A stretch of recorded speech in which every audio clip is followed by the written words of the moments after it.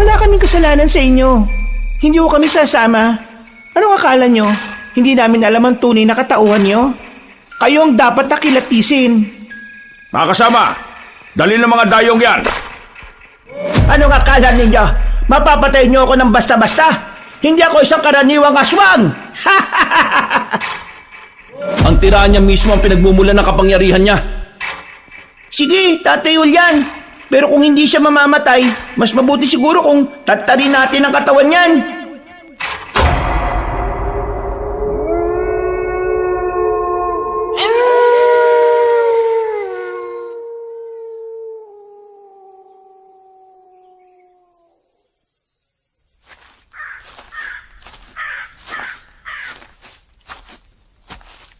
Emilita, bakit ba dito pa tayo dumaan? Napakasukal dito eh. Wala bang ibang daan? Wala na akong ibang alam na daan eh. Nung huling punta ko kasi sa bahay ni na Lola, dito kami dumaan. Dati-rati, malinis naman ang bahaging to eh. Baka nga napabayaan lang talaga ng may-ari ng lupaing ito. Malamang nga. Halos lampas tao na rin yung mga talahib eh. Teka, sigurado ka ba na sa ipinamanang bahay ng lola mo tayo titira? Oo naman. Sayang ang bahay na yon. Isa pa, mas mabuti nang doon tayo titira kaysa mangupahan pa tayo, hindi ba?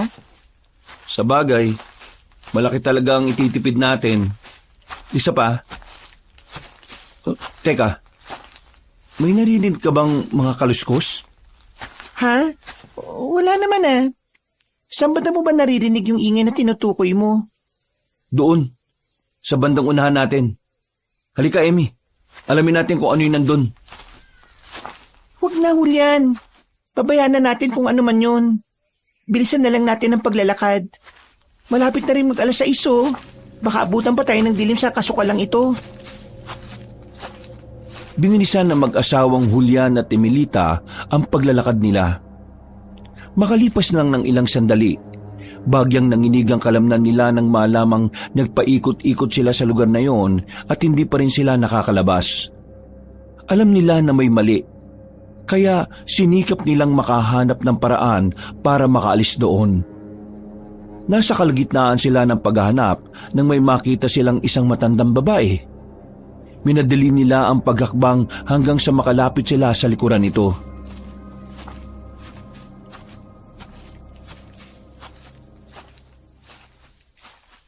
Hindi na sana kayo nagpunta sa lugar na ito. Masyadong delikado. Bakit po ninyo alam na nandito kami? Hindi naman kami gumagawa ng ingay ng papalapit sa inyo ah.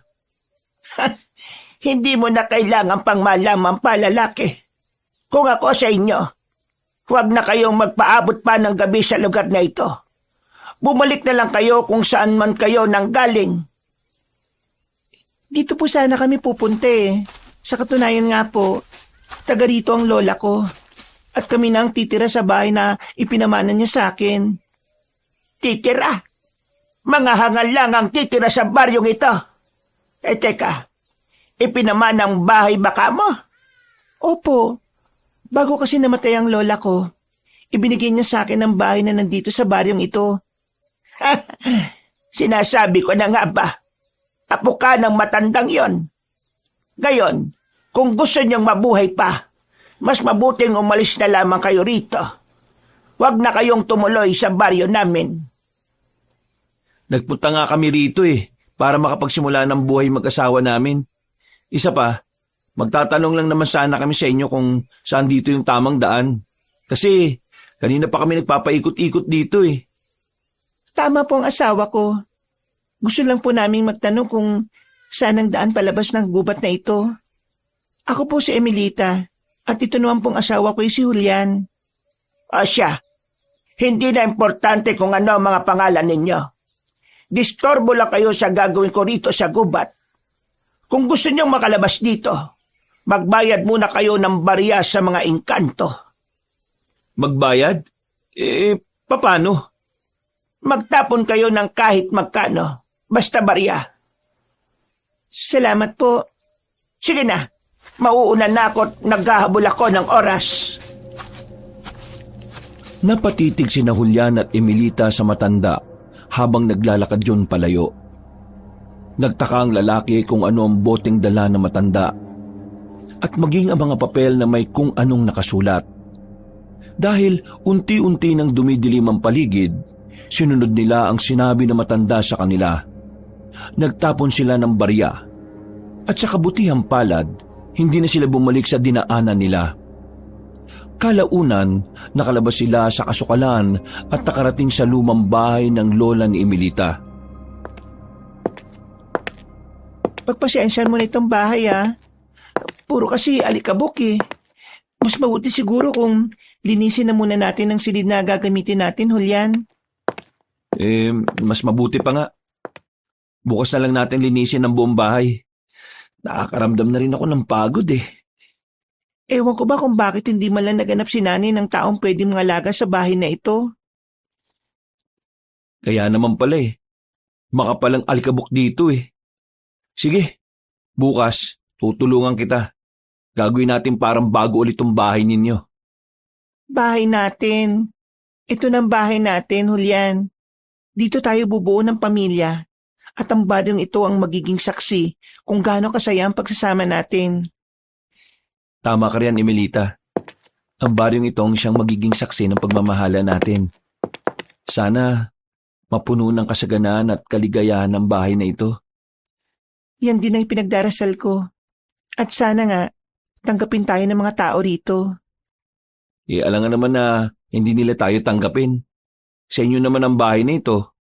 Saka, taga rito rin naman ang lola mo. Sa bagay, may punto ka rin naman dyan. Pabayaan na lang natin yung sinabi na matandang yung kanina. Mukhang may saltik siya sa utak Dahil pareho silang nakaramdam ng pagod, hindi na muna sila kumain ng hapunan. Sa halip, pumasok sila sa isang silid at nilinis ang kanilang higaan. Nang wala ng gaanong alikabok doon, minabuti na mag-asawa ang magpahinga na lamang. Subalit, sa hindi malamang dahilan, pareho silang hindi makatulog. Nasa ganong kalagayan sila na may marinig silang mga alulong ng aso sa hindi kalayuan.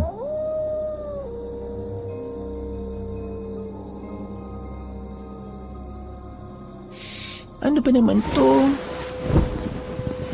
Bakit kaya kahit na anong gawin ko hindi ako makatulog? Ako nga rin Siguro, pareho tayong namamahay. Sige lang, baka sa mga susunod na gabi, makakatulog na rin naman tayo ng maayos dito.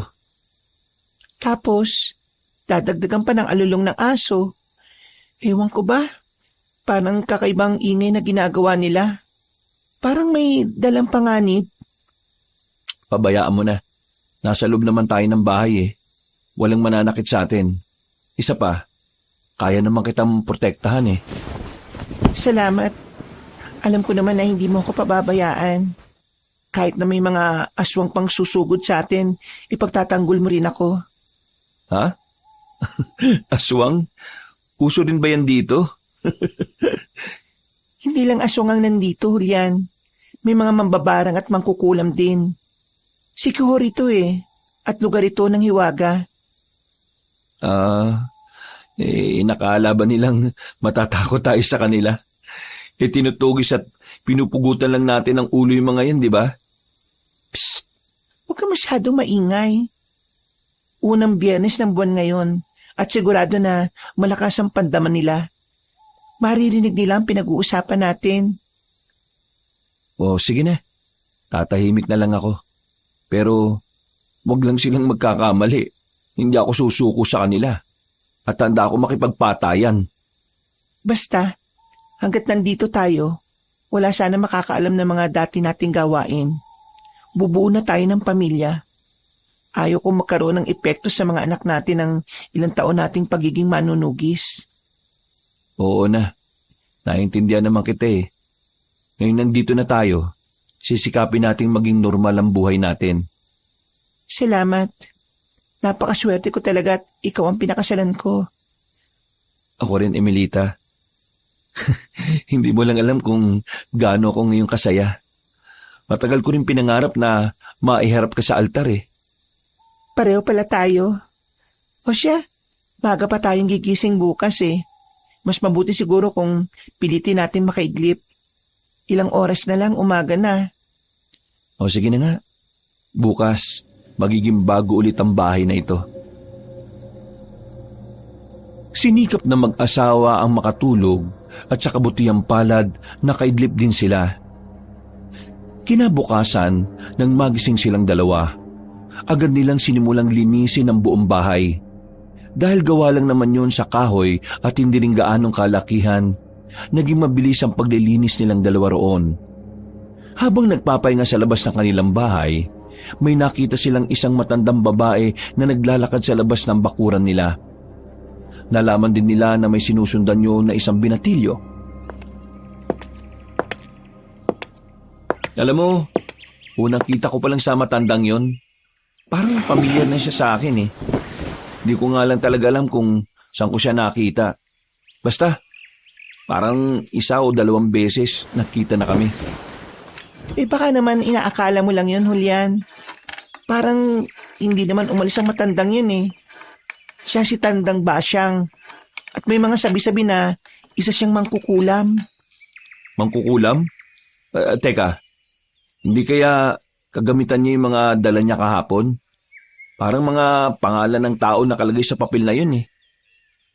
Yan ang hindi natin sigurado. Basta, sa susunod, huwag ka magsasalita ng masama sa kanya ha. Hindi natin alam kung ano ang kaya niyang gawin eh. Siya ang walang kaalam-alam sa kaya nating gawin. At siya rin ang dapat na mag-ingat sa atin. Shh! Yung bibig mo.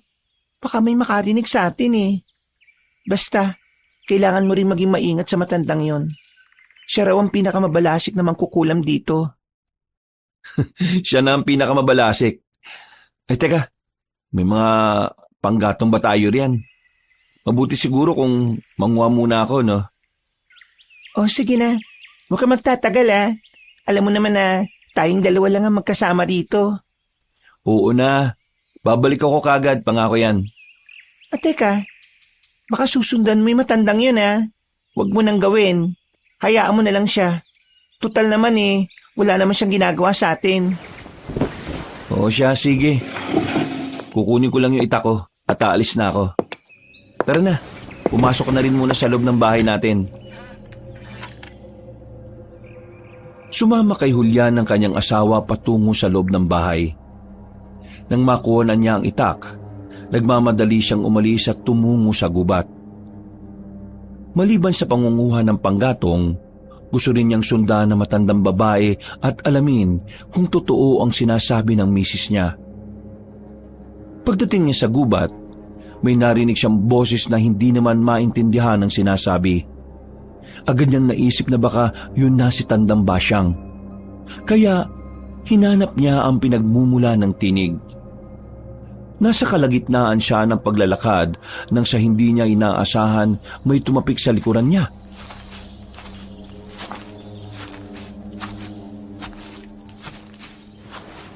Sino ka? Anong ginagawa mo sa lugar na ito? Ako si Julian. Teka, kayo, sino kayo? Pasensya na, nangunguha lang ako ng panggatong. Dayo ka lang dito, ano? Bakit hindi pamilyar ang mukha mo sa akin? Oo, dayo lang po ako rito. Doon po kami nakatira ng asawa ko doon sa bahay ng lola niya. Ako ang kapitan dito. Ako si Pablo. At responsibilidad kong pangalagaan ang nasasakupan ko. Sigurado ka bang totoo sinasabi mo? Halika, sumama ka sa akin. Oo, Kapitan Pablo. Teka, bakit ba ako sasama sa inyo? Baka matagalan tayo Mag-isa lang si Missy sa bahay eh. Sigurado na mag-aalala sa akin yun. Mabilis lang naman. May mga bagay lang akong gustong itanong sa'yo. Para sa ano? Hindi po pwede. Hindi ako sasama sa inyo ngayon. Baka pwede yung sa susunod na araw na lang. Huwag ka na magmatigas. Sige, kung ayaw mo sumama, mas mabuti pang umalis na lang kayo rito sa... Natigilan sa pagsasalita ang lalaking nagpakilalang Kapitan Pablo nang makarinig sila ng boses matanda na nag-uurasyon. May napansin din silang usok, Kaya naisip na ni Julian na baka may kung anong ritual na ginagawa ang matandang sinundan niya. Aalis na sana siya para takasan si Kapitan Pablo pero pinigilan siya nito. Sinabihan siya ng lalaki na samahan siyang tuklasin kung ano ang ginagawa ni Tandang Basyang doon. Doon tayo. May malaking puno ng balete ron. Matagal na akong naghihinala riyan kay Tandang Basyang Pero hindi ko pa siya naaktuhang ginagawa yung ritual niya. Ritual ho? Para saan? Ritual sa pangungulam. Lahat ng mga tao rito sa bayan, takot sa matandang yan. At takot din silang pumunta sa gubat na ito. Ang alam kasi nila puno ng masamang enerhiya ang lugar na ito dahil sa ginagawa niya. Teka, ayun nakikita ko na yung puno ng balete. May naaaninag din ako matandang babaeng nakaluhod sa tapat nun. Si Tandang Basyang yan. Halika, mas lumapit pa tayo ron. Pero paano kung mahuli niya tayo? Hindi tayo magpapahuli. Mamatyagan lang natin ang ginagawa niya. Magsasabit siya ng larawan sa puno pagkatapos ng ritual niya Ang mga yan ang titingnan natin. Bakit naman Baka kung ano pa magawa niya sa atin, Kapitan Pablo. Huwag ka matakot. Ano ka ba?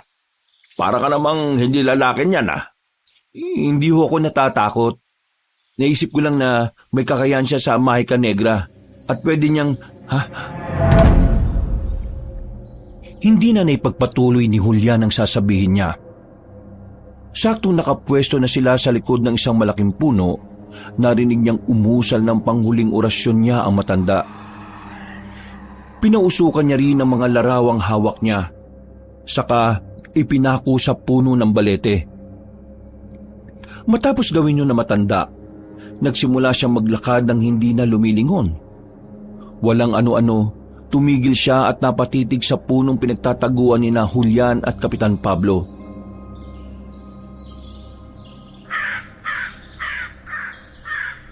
Sinong nandyan? Lumabas kayo! Kung hindi, titigalpuhin ko kayo! Labas! Ako ito, Tandang Basyang. Sinamahan ko lang itong dayo dahil naliligaw raw siya. Ikaw pala, Kapitan Pablo. Sinong dayo ang sinasabi mo? Teka, ikaw, hindi ba't kayong mag-asawa ang nakausap ko kahapon? Opo, kami nga po. Ano pa ang ginagawa niyo sa lugar na ito? Binalaan ko na kayo At sa kapitang yang ka pa talaga sumama. Hindi mo ba alam na... Tumahimik ka na, Tandang Basyang. Hindi naman maintindihan ng lalaking itong ibig mong sabihin. Dayo lang siya rito sa lugar natin. Anong gusto mong sabihin sa akin, Tandang Basyang? Nakahanda akong makinig kung ano man yan. Wala na. Kalimutan mo na ang sinabi ko. Mas mabuti pang umalis na kayo sa baryo na ito at umuwi na lang kung saan man kayo nanggaling. Hindi po maaari. Dito na kami titira ng asawa ko At walang sino man ang pwede makapagpaalis sa amin dito. Wala naman kaming ginawang masama rito Nandito kami para mamuhay ng tahimik. Abayabo na sila, Tandang Basyang. Gusto nilang mamuhay rito Pagbibigyan natin sila. Bukas sa kung sino ba ng baryo natin. Huwag ka makinig sa kapitan na yan. Baka pagsisiyan yung mag-asawa ang paglipat nyo sa baryong ito. Tama na yan, Tandang Basyang. Tara na, iwan na natin dito yung lalaking yan. Maghahanap lang naman siya ng panggatong dito Binabalaan kita, lalaki. Huwag mong pakikialaman ng mga litratong nasa balete. Malalaman ko kapag may ginawa ka riyan. At sinisiguro ko na magdurusa ang buong angkan mo. Nanatili naman sa kinatatayuan niya ang lalaki at tinanaw ang dalawa na naglalakad palayo. Napabuntong hininga na lang siya at nanguha ng panggatong. Nang mapagtanto niyang nag-aagaw na ang liwanag at dilim, nagmadali na siyang umuwi sa kanilang bahay. Naabutan niya si Emilita na nakadungaw at inaabangan siya. Julian, kanina, nang makaalis ka, may mga taong dumaan sa labas ng bakuran. Nang makita nila ako nakadungaw sa bintana, nanlisik agad ang mga mata nila. May isa pang ang naglaway Anong ginawa mo? Hindi ka ba nila pinasok dito? Hindi naman. Parang nagmatsyag lang sila ng panandalian. Sigurado ako ng mga aswang yon. Huwag lang silang magkakamali na kantiin tayo. Kahit na taga rito sila, hindi ko sila uurungan. Ang akala siguro nila, hindi tayo lalaban sa kanila. Nagkakamali silang lahat. Basta, maganda na lang tayo para kung sakaling aatake nga sila rito, makakalaban tayo. Siya nga pala, nakita ko kaninang kapitan ng baryo rito. Saan? Alam ba niya na dito tayo nakatira? Oo, sinabi ko sa kanya. Nagulat nga ako nang sumulpot siya sa likuran ko eh. Isa pa pala, nakita ko rin yung matanda. Nakita mo? O sinadya mong sundan siya? Basta, ganun pa rin yun. Tama nga sinabi mo sa akin. Anong ibig mo sabihin? Isa nga siyang mangkukulam. Nakita namin ang kapitan ng ginagawa niya. Nagri-ritual siya sa lilim ng puno ng balete. At ipinangako niya ron, at ipinako niya ron ang mga larawan ng mga kinukulam niya. Ano? May mga pamilyar na mukha ba sa iyo ron? Hindi ako sigurado eh. Nagtataka lang talaga ako. Bakit kaya hindi man lang nalulusaw ang mga larawang yon? Ang iba kasi ron, mukhang matagal na eh. Ganyan talaga. Mataas na uri ng mangkukulam ang matandang yon. At dahil kargado ng maitim na enerhiya ang mga litratong yon, pati ang tubig ay kusa na rin umiiwas doon. Kaya naman pala eh. Pero, naalala mo ba yung sinabi niya sa atin nung nakaraang araw? Sinabi niya ulit sa akin yun. Hindi ko lang talaga alam kung nagbibigay siya ng babala sa atin o nananakot lang eh. Basta, wala tayong ibang kakilala sa lugar na ito. At kahit na sino, hindi pa natin pwedeng pagkatiwalaan. Kahit pa ng kapitan ng baryong ito at si Tandang Basyang. Kung totoo man o hindi yung sinabi niya, malalaman din natin yan balang araw. Kailangan lang nating pagandaan ng sandaling yan. Kung totoo man ang mga sabi-sabi patungkol sa baryong ito. Matapos ang naging usapan nila, nagpaalam na si Julian na sisibakin niya ang mga panggatong. Maswerte nga lang siya at may nakita siyang lumang palakol doon. Kaya yun na rin mismo ang ginamit niya. Samantala, nagluto naman na magiging hapunan nila si Emilita. Nang matapos ng sibakin ng lalaki ang panggatong, nagpasya siyang mag-ipon ng mga tuyong dahon. Nilagyan na rin niya ng goma yon saka ng asin. Nang matapos niya ang gawain niya, pumasok siya sa bahay nila at nagpahinga na muna. Kinagabihan, habang naghahapunan, Hindi maganda ang ihip ng hangin ngayon Parang napakaalinsangan. Oo nga eh. At parang may sumasama pang amoy ng dugo. Ewan ko ba kung bakit ganyan? Hindi nga maganda ang kutob ko Sigurado na may milagrong nangyayari sa sentro ng baryong ito. Kung hindi ako nagkakamali, dahil sa mga aswang yan. Hindi magiging ganyan ang amoy ng hangin kung ibang nilalang ang nasa paligid Nandito tayo sa baryong ito para magsimula ng buhay mag-asawa. Pero kung hahadlangan lang din naman tayo ng mga taga rito, mas mabuti siguro kung iisa-isahin natin sila. Wag na muna. Hindi tayo gagalaw hanggat wala silang ginagawa sa atin. Sa ngayon, ang alam nila, mga simpleng tao lang tayo. At yan ang gusto kong tumatak sa isipan nila. Sandali, wala ka bang naririnig? Na ano, Emilita? Wala naman Pakinggan mo mabuti. Para may mga umaangil at umaalulong sa malayo. Ba? Oo nga no. May narinig din ako.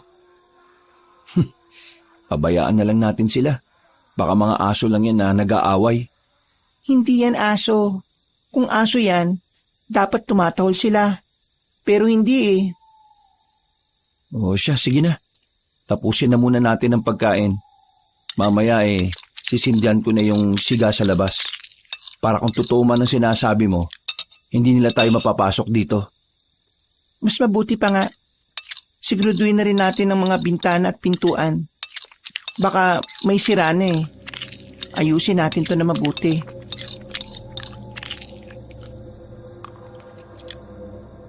Binilisan nila ang pagkain. Ginawa naman ni Julian ang sinabi niya kay Emilita. Akmang papasok na sana siya sa kanilang bahay nang may marinig siyang boses sa labas ng bakuran nila. Sinipat niya ng mabuti yon, pero wala naman siyang nakitang tao. Dahil doon, naglakad siya palapit sa bakod at tiningnan ang paligid. Sino yan? Magpakita ka! Huwag ka magbiro ng ganyan, ha? Hindi na mahalaga kung makikita mo ko o hindi. Nandito lang ako para bigyan kayo ng babala. Lahat ng tumira rito, pinatay na mga aswang. At kayo, sigurado na magiging kapalaran din nyo yan. Kung sino ka man, wala akong pakialam sa sinasabi mo. Nandito kami para bumuo ng pamilya, hindi para maghanap ng gulo. Nasa inyo na yan kung susundin nyo ang sinabi ko o hindi. Gusto ko lang namang maging ligtas kayo, Julian. Bakit? Sino ka ba? Bakit mo ako kilala? Gaya nga ng sinabi ko, hindi na mahalaga ang bagay na yan. Basta, binabalaan ko lang kayo. Hindi nyo alam kung ano ang kayang gawin ng mga taga dito sa inyo. Tandang Basyang? Kayo po ba yan? Walang sumagot kay Julian maliban sa maalinsangang ihip ng hangin. Naghintay pa siya ng ilang sandali habang minamatyagaan kung saan nanggaling ang boses na kanyang naririnig. Pero nabigo siyang matukoy ang pinagmumulan nun. Dahil dito, minabuti ng lalaki na bumalik sa loob ng kanilang bahay. Noon din, muli niyang kinuha ang kanilang pinuti at birang na matagal na nilang ginagamit sa panunugis ng aswang. Napangiti siya nang maramdaman niya ang enerhiya mula roon. Alam niyang anumang oras pwede nilang magamit ang mga yon kapag nalagay sila sa alanganin.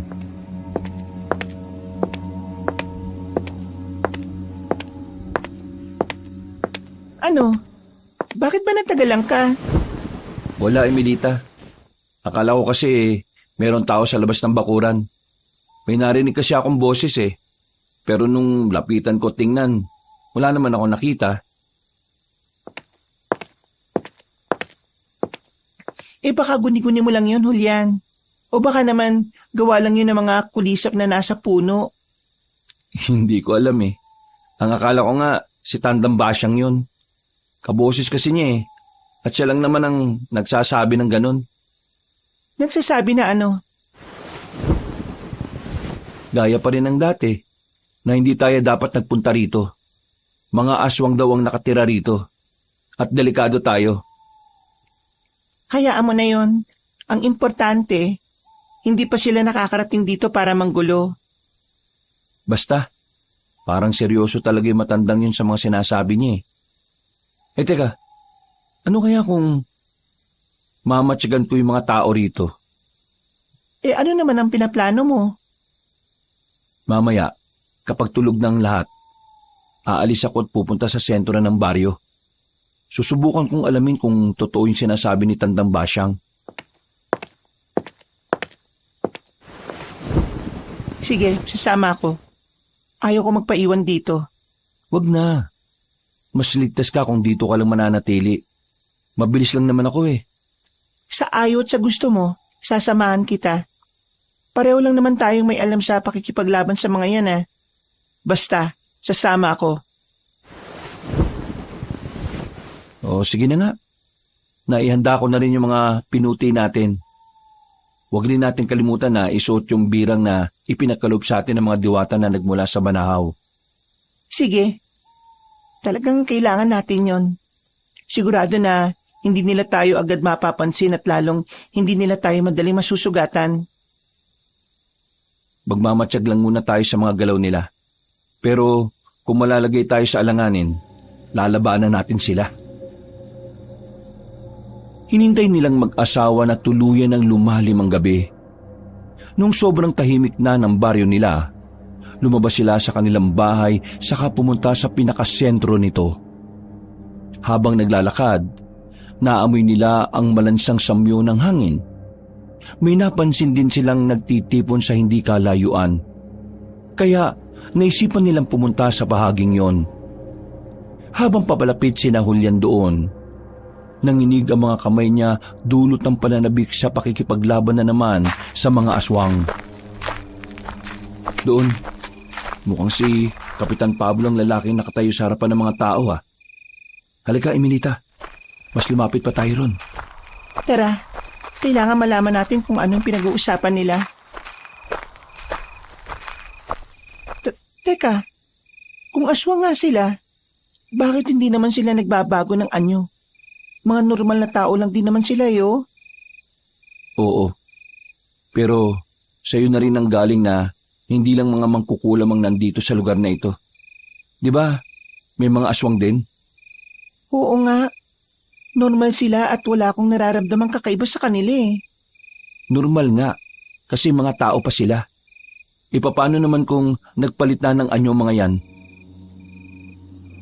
Ilang di pa na lang sana ang layo nila sa mga ito nang biglang umalis sa mga yun. Nagkanya-kanya na silang pasok ng kanilang bahay at agad na pinatay ang mga gasera sa loob nito. Napatitig si Julian sa asawa niya at nagkaroon siya ng hinalang alam ni Kapitan Pablo ang pagdating nila. Nasa ganoong kalagayan sila na makarinig sila ng mga mabibilis na yabag. Napamura ng pabulong si Julian nang maramdaman niyang may dumaan sa gilid nila. Napakabilis nun. Kung hindi ako nagkakamali, mga aswang sila. Akala ko nga, ako lang nakapansin nun eh. Sigurado ko na mambibiktima ang mga yon. Halika, sundan natin ang mga aswang. Mukhang wala naman tayo mapapala rito eh. Oo nga. Ay teka, pati si Kapitan Pablo, pumasok na rin sa bahay niya. Yan nga rin ay pinagtataka ko. Hindi kaya may masama silang binabalak? Kanino? Sa atin? Wala naman tayong ginagawang mali rito ah. Basta, ayon kasi kay Tandan Basyang, walang dayon na nakakatagal dito. Hindi ko nga alam kung anong ibig niyang sabihin eh. Huwag na muna nating isipin ang sinabi ng matandang yon. Ang importante, mapatunayan natin na tamang hinala natin. Baka nga may bibiktimahin ng mga aswang na napadan sa gilid natin kanina. Halika na. Masusundan naman natin sila eh, dahil sa talas ng pakiramdam natin. Teka, may naririnig akong sigawan sa kabilang baryo ah. Paniguradong dun sila pumunta. Tara na, bago pa mahuli ang lahat. Kinakailangan mailigtas natin na magiging biktima nila. Kailangan pa rin natin mag-ingat sa mga galaw natin. Baka makilala nila tayo at malaman ng mga yun na taga rito lang din tayo. Pabayaan mo na.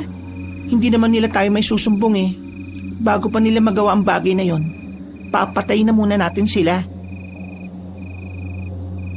Patakbong pumunta sa kabilang baryo sina Julian at Emilita. Pagdating nila roon, nalaman nilang doon nga nagmumula ang sigawang naririnig nila.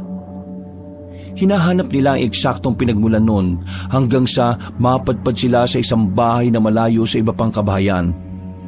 Nanlumo sila nang makita nilang sinira ng 5 aswang ang tirahang naroon at may isang babaeng buntis sa loob na panay ang sigaw. Alam nilang dalawa na delikado ang sitwasyon ng babae, kaya patakbo silang lumapit doon. Kayo mga aswang, pabayaan niyo ang babae niyan. Kami ang harapin ninyo. Alam namin kung saan kayo nanggaling at kilala namin ang pinuno ninyo. Bibilang kami hanggang 3. Kapag hindi niyo tinigilan ng babae, kami na mismo ang aatake sa inyo. 1, 2, 3. Ayaw niyo talaga ha? Dahil walang kibo ang mga aswang at sinusukol pa rin nila ang babae, nagmadali nang lumapit doon ang mag-asawa. Pagkasampa nila sa loob ng bahay, napalingon sa kanila ang 5 aswang. Umangil ang mga yon at tumatake sa kanila ang 3 aswang. Hindi naman natinag ang mag-asawa. Nilabanan sila ni na Emilita at Julian. At nang magkaroon ng pagkakataon, itinapon nila ang 3 sa labas. Dahil sa ginawa nila, Lumundag din sa bintana ang dalawang nilalang para puntahan ang mga kasama nila.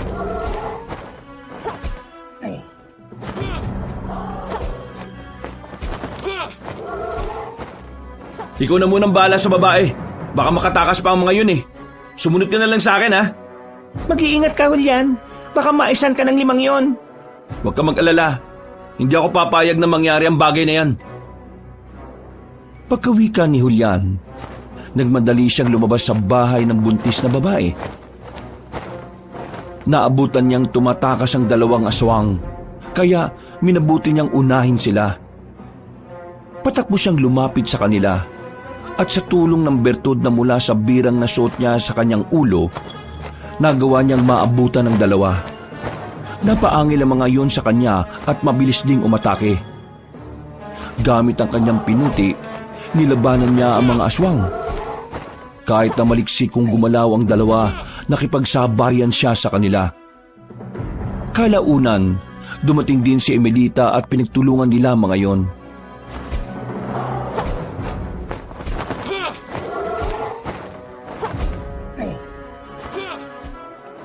Inuna mo na lang sana yung 3. Baka makatakas pa sila. Huwag ka mag-alala. Ginilitan ko na sila sa leeg. Kaya alam kong hindi na sila mabubuhay pa. Mabuti kung ganon.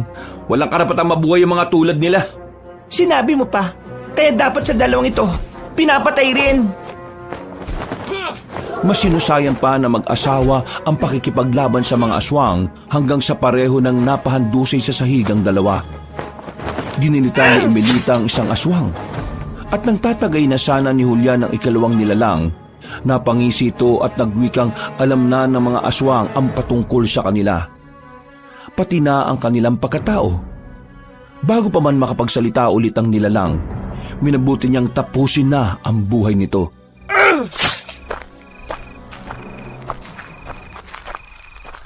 Kung totoo man ang sinabi ng aswang na yon, anong gagawin natin?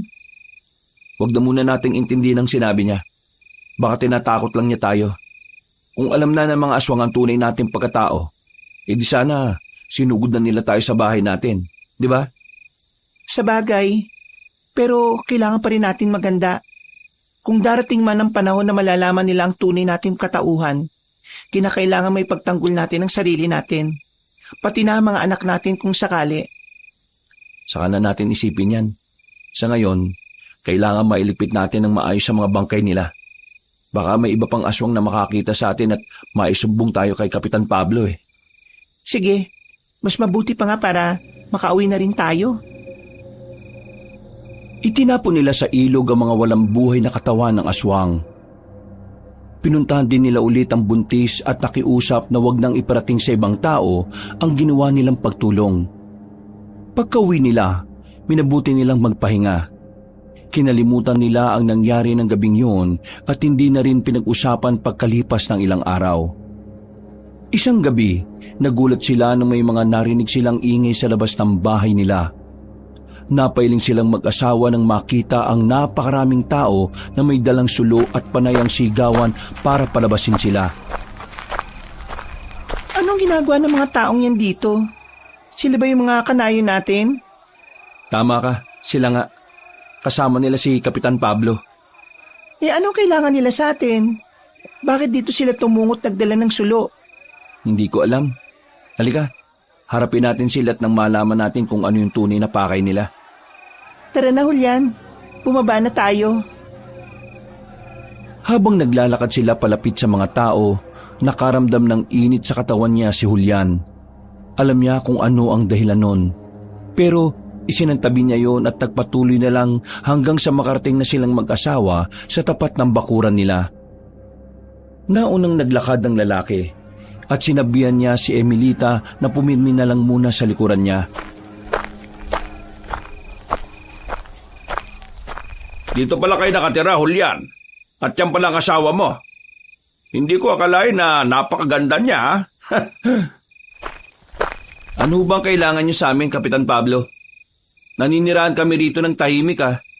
Tahimik? O baka naman gulo talagang dala nyo rito? Ano bang ibig niyo sabihin? Anong gulo pinagsasabi ninyo? Huwag na kayo magkaila. Magmula nung dumating kayo rito, Marami ng mga nawawalang tao sa lugar na ito, pati na sa kabilang baryo. Wag niyong sabihin na kami ang pinaghihinalaan nyo. Wala ho kaming kinalaman sa sinasabi ninyo. Bakit hindi nyo tanungin ang mga sarili nyo? Hoy, maghinay-hinay ka babae. Hindi mo alam ang mga pinagsasabi mo. Matagal na kaming naninirahan dito tapos kami pa ang paghihinalaan ninyo. Huwag niyong pagsalita ng ganyan ng asawa ko, ha? Kapitan ka nga ho sa baryong ito. Pero hindi ikaw naglalagay ng kanin sa mga pinggan namin. Kung ako sa inyo, sumama na muna kayo sa amin. Kailangan mausig namin kayong dalawa. Wala kaming kasalanan sa inyo. Hindi ho kami sasama. Anong akala nyo? Hindi namin alam ang tunay na katauhan nyo?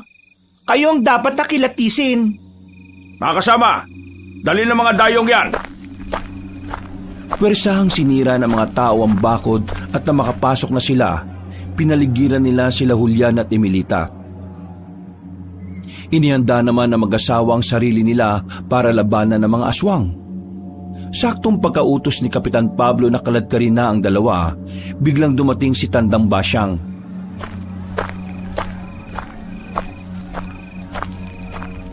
Itigil mo ang kaibangan mo, Kapitan Pablo!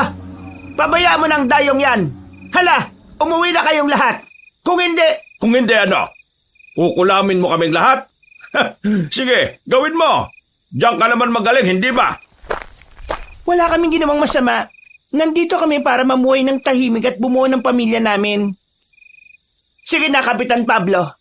Mas mabuting magsiuwian na kayo sa inyong mga bahay. Hindi niyo magugustuhan ang gagawin ko sa inyo kapag sinuway niyo ako. Susundin ko ang sinabi mo, Tandang Basyang. Kayo mag-asawa, magkikita pa tayo ulit. Tayo na mga kasama! Huwag na kayong bumalik dito. Kung nabubuhay lang sana si Lola, baka kung ano pa ang gawin niya sa inyo. Nagmadaling umalis si Kapitan Pablo at ang kanyang mga kasama. Naiwan naman si Tandang Basyang doon. At ang mag-asawa na nooy nakaangat pa ng bahagya ang mga kamay na nakakuyom. Mas lumapit pa sa kanila si Tandang Basyang. Napatitig din siya sa bahay na tinitirhan ng mag-asawa saka napangiti. Magpasalamat kayo at nakarating ako kaagad. Kung hindi, siguradong dinukot na kayo ng mga yon. Hindi kayo titigilan ng mga yan hanggat hindi nila kayo napapatay. Hindi naman kami natatakot sa kanila eh. Magkamatayan ako magkamatayan. Kayo ang bahala. Pero pasensyahan na lang tayo kung muli kayong aatakihin ni Kapitan Pablo. Mas matatakot pa nga kami sa inyo eh. Alam namin kung ano at sino ka. Kaya mas mabuti pong umalis ka na lang din dito. Nakikiusap po kami. Tama po ang asawa ko. Huwag na tayong maglokohan. Nasaksihan ko rin naman ang ginawa ninyo. Tahimik kami rito at hindi kami nagiging perwisyo sa buong baryo. Basta, binabalaan ko lang kayo. Sige na, aalis na ako. Nang makaalis na si Tandang Basyang, pansamantalang inayos ni Julian ang bakod na sinira ng mga tao. Matapos yun, pumasok na sila sa kanilang bahay. Dahil sa nangyari, nangamba rin silang babalikan sila ni Kapitan Pablo. Minabuti nilang wag nang matulog ng gabing yon at nagbantay na lang sa paligid. Ilang gabi ring hindi mapakali si Emilita dahil sa takot na baka sugurin sila ng mga aswang. Isang umaga, nagising si Julian dahil sa mga ungol ng asawa niya. Nung una, iniisip niyang baka nananaginip lang si Emilita. Ngunit nang usisain niya ito, Anong nangyari? Bakit nagkaganitong katawan ko? Puno na ako ng sugat at parang nasusunog ang buong katawan ko. Hindi ko alam. Nagising ako dahil sa pag-ungol mo eh. Hindi ko akalain na magkakaganyan ka. Teka, mukhang alam ko na kung sino may gawa nito ah. Wala akong ibang naisip kung hindi ang mangkukulam na si Tandang Basyang. Siya lang naman na may kaalaman patungkol sa makademonyong gawain na yan eh. Halika, hanapin natin ang bahay ni... aray ko! Huwag ka na munang gumalaw, Emilita. Mas mabuting magpahinga ka na muna. Teka, sino ba ang pinaghinalaan mong gumawa nito? Sino pa nga ba? Di si Kapitan Pablo. Siya lang naman ang nag-iisip sa atin na masama eh. Kung tutuusin, mas gusto pa tayong iligtas ni Tandang Basyang. Kailangan bawiin niya ang ginawa niya sa akin. Tara na, Julian. Hanapin natin ang bahay niya at ang makumpronta natin siya. Hindi lang pala isa siyang aswang, mangkukulam din siya. Dito ka lang. Ako nang bahala sa kanya. Hahanapin ko ang bahay ni Kapitan. Kailangan makaharap ko siya. Sa oras na hindi niya bawiin ang kulam niya sa'yo, humanda siya sa akin. Mag-iingat ka. Dalhin mo ang pinuti mo para may panlabang ka kung sakali. Huwag kang mag-alala. Nakahanda naman ako kahit na anong oras eh. Noon din, bumaba sa kanilang bahay si Julian. Suot din niya ang birang niya bilang proteksyon sa kung anumang panganib na posible niyang kaharapin. Nasa kalagitnaan na siya ng paglalakbay ng daan nang napahinto siya ng bigla dahil may batang nakatayo sa gitna ng daanan niya. Agad niyang naisip na pwede niyang pagtanungan yun. Kaya mas binilisan niya ang pagakbang hanggang sa makarating siya sa tapat nito. Bata, nandiyan kaya si Kapitan Pablo sa bahay niya? Hindi ko po alam eh. Pero sige, sasamahan kita sa pagpunta ron. Teka, dahil lang po ba kayo rito? Oo eh. Kalilipat lang namin sa baryong to. Doon kami nakatira sa bahay ng lola ng asawa ko. Ako nga pala si Julian. Ikaw, anong pangalan mo? Ako naman po si Anton. Alam po ninyo, kung ako sa inyo, huwag na kayo magtatagal sa lugar na ito. Napakaitim ng aura ng baryong ito eh. Lahat ng tao dito halos mga aswang at mga mangkukulam pa. Bata ka lang ah. Bakit parang matanda ka na kung magsalita? Napakarami mong alam. Teka, nasaan na ba yung mga magulang mo? Bakit mag-isa ka lang? Wala na po ko mga magulang eh. Palaboy-laboy na nga lang po ko dito. Sige. Kung gusto mo, sumama ka sa akin. Doon ka na lang sa bahay namin tumira. Wala pa naman kaming anak eh.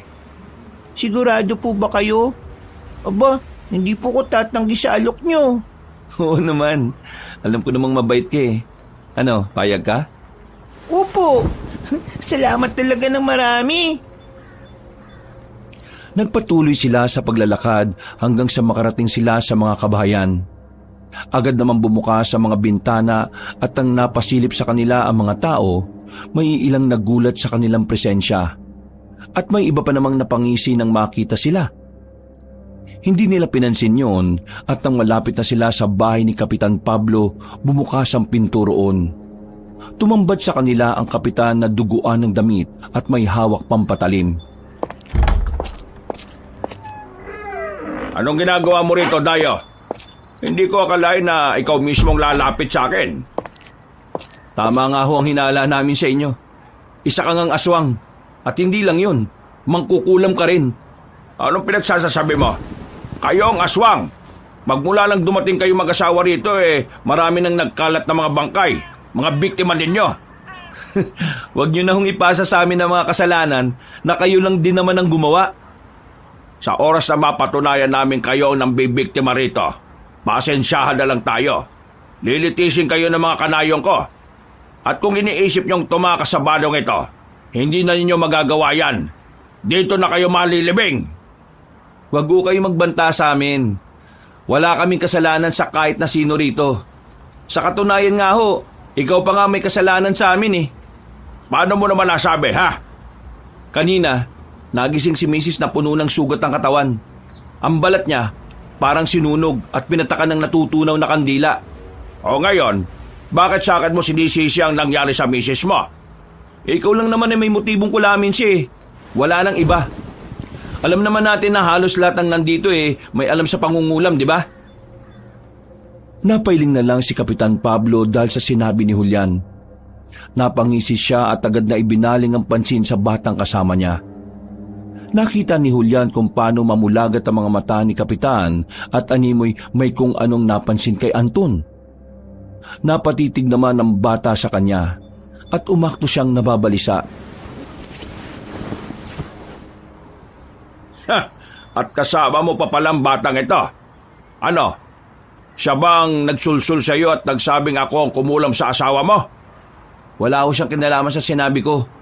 Nandito lang siya para samahan ako. Hoy, ikaw bata! Huwag kang makikisali sa usapan ng mga matatanda, ha? Bumalik ka na lang sa pinagmulan mo.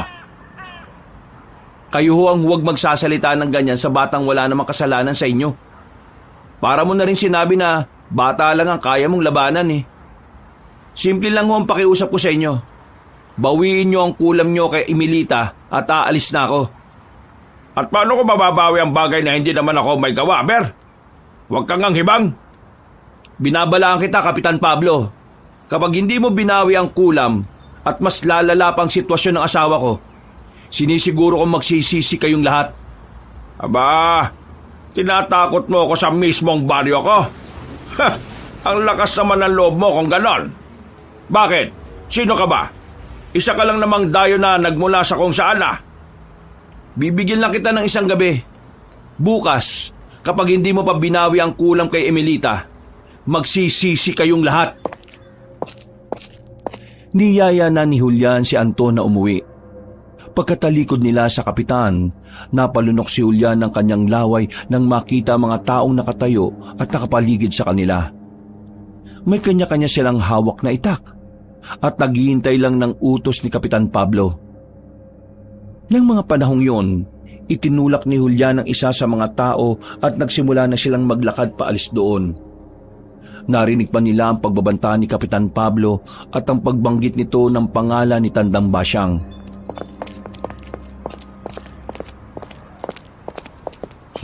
Ang demonyong kapitan na yon. Akala mo kung sinong malinis. Alam naman namin ang tunay na baho niya. Subukan pa niyang magkaila. Yan nga po ang problema eh. Matunog ang pangalan ng baryong ito sa usaping aswang. Lalo na simula nung maging kapitan na yung si Mang Pablo na yan. Hindi pa ako naipapanganak. Kapitan na po siya dito eh. Nagkakamali sila ng ginawa ng masama. Kapag hindi nila pinagaling ang asawa ko, sisiguraduhin kong mauubos sa mga aswang sa lugar na ito. Wala akong pakialam kung ano man ang mangyari. Gagawin ko ang lahat para maubos sila. Kung ako po sa inyo, wag na kayong lumaban sa mga yon. Mababangin sila at walang awa ko mambiktima eh. Hindi problema yan. Makakaya ko silang labanan. Hindi ako natatakot sa kanila.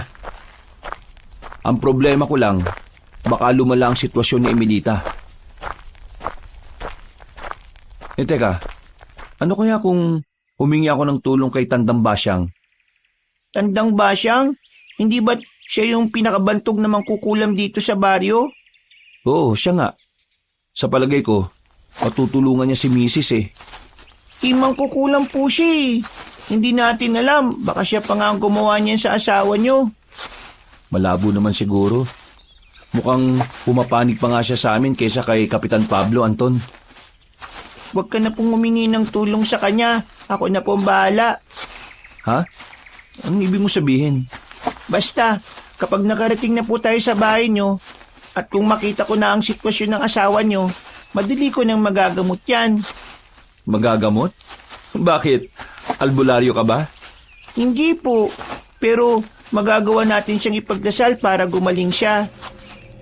Nagpatuloy sila sa paglalakad hanggang sa makarating sila sa bahay nila. Agad niyang dinala ang batang kasama niya sa kanilang kwarto. At nang makita ni Anton ang sitwasyon ni Emilita, napailing siya. Noon din, nilapitan niya ang babae. Dahil natutulog pa si Emilita, minabuti nilang huwag na muna itong gisingin.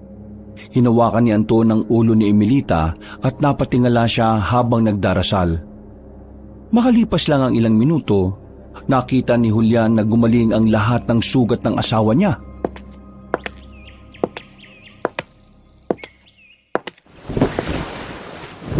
Paano mo ginawa yun? Bakit bigla na lang ang paggaling ni Emilita? Isa ka bang albularyo? Hindi po ko isang albularyo. Ayon po kasi sa nanay ko, ipinagliraw po niya ako kay San Antonio de Padua. Kaya nga po, Anton ang ipinangalan niya sa akin eh. Yun po ang dahilan kung bakit kaya kong magpagaling. Ang galing naman. Kaya pala, nakakapagpagaling ka ng mga may sakit. Teka sandali. Alam ba ni na Kapitan Pablo ang kakayahan mo? Baka kung anong gawin nila sa iyo, ah. Hindi ko po alam eh. Pero minsan na rin naikwento ni nanay kay Tandang Basyang ang patungkol sa akin. Pati nga po ang matandang yun, hindi makapaniwala eh. Sana naman, hindi maisipan na matanda na ituring kang kaaway. Baka kasi darating ang araw at magagamot mo yung mga nabiktima niya. At, uy, Emilita, gising ka na. Anong nangyari? Teka, bakit hindi na masakit ang buong katawan ko? Nawala na mga sugat ko. Gumaling ka na, Emilita. Wala na ang kung anumang mahika negrang ginawa sa'yo na mangkukulam. Paano? Binawi na ba ni Kapitan Pablo ang kulam niya sa akin? Hindi. Pinagaling ka ni Anton, ang batang to. Ikaw pala nagpagaling sa akin? Maraming salamat, bata. Walang anuman po, pero hindi po kayo sa akin dapat nagpasalamat. Sa Diyos po, siya po nagpagaling sa inyo, hindi ako. Magmula ngayon, dito na siya titira sa atin. Wala kasi siyang matitiran eh. Ayos lang ba? Oo naman, Julian. Ayos lang sa akin. Wala naman tayong iba kasama rito eh. Wala pa naman kaming anak. Pwede bang nanay at tatay na lang ang itawag mo sa amin? May mga magulang ka pa ba? Wala na po eh. Sa katunayan yan, pinatay ni na Kapitan Pablo yung buong pamilya ko. Diyos ko, bakit naman? Ano bang kasalanan nila? Talagang napakawalang ya talaga yung aswang na yon. Magmula nung araw na yon, sabay na ni Julian tumira si Anton. Siya ang nagpuno ng kakulangan ng mag-asawa at ginampanan niya rin ang tungkulin ng pagiging anak nila. Isang gabi, habang pauwi si Julian at Anton mula sa pangunguha ng panggatong, may isang napakaitim na nilalang na humarang sa bandang unahan ng daan nila. Parehong natigilan ng dalawa at nagmatsyag sa galaw nun.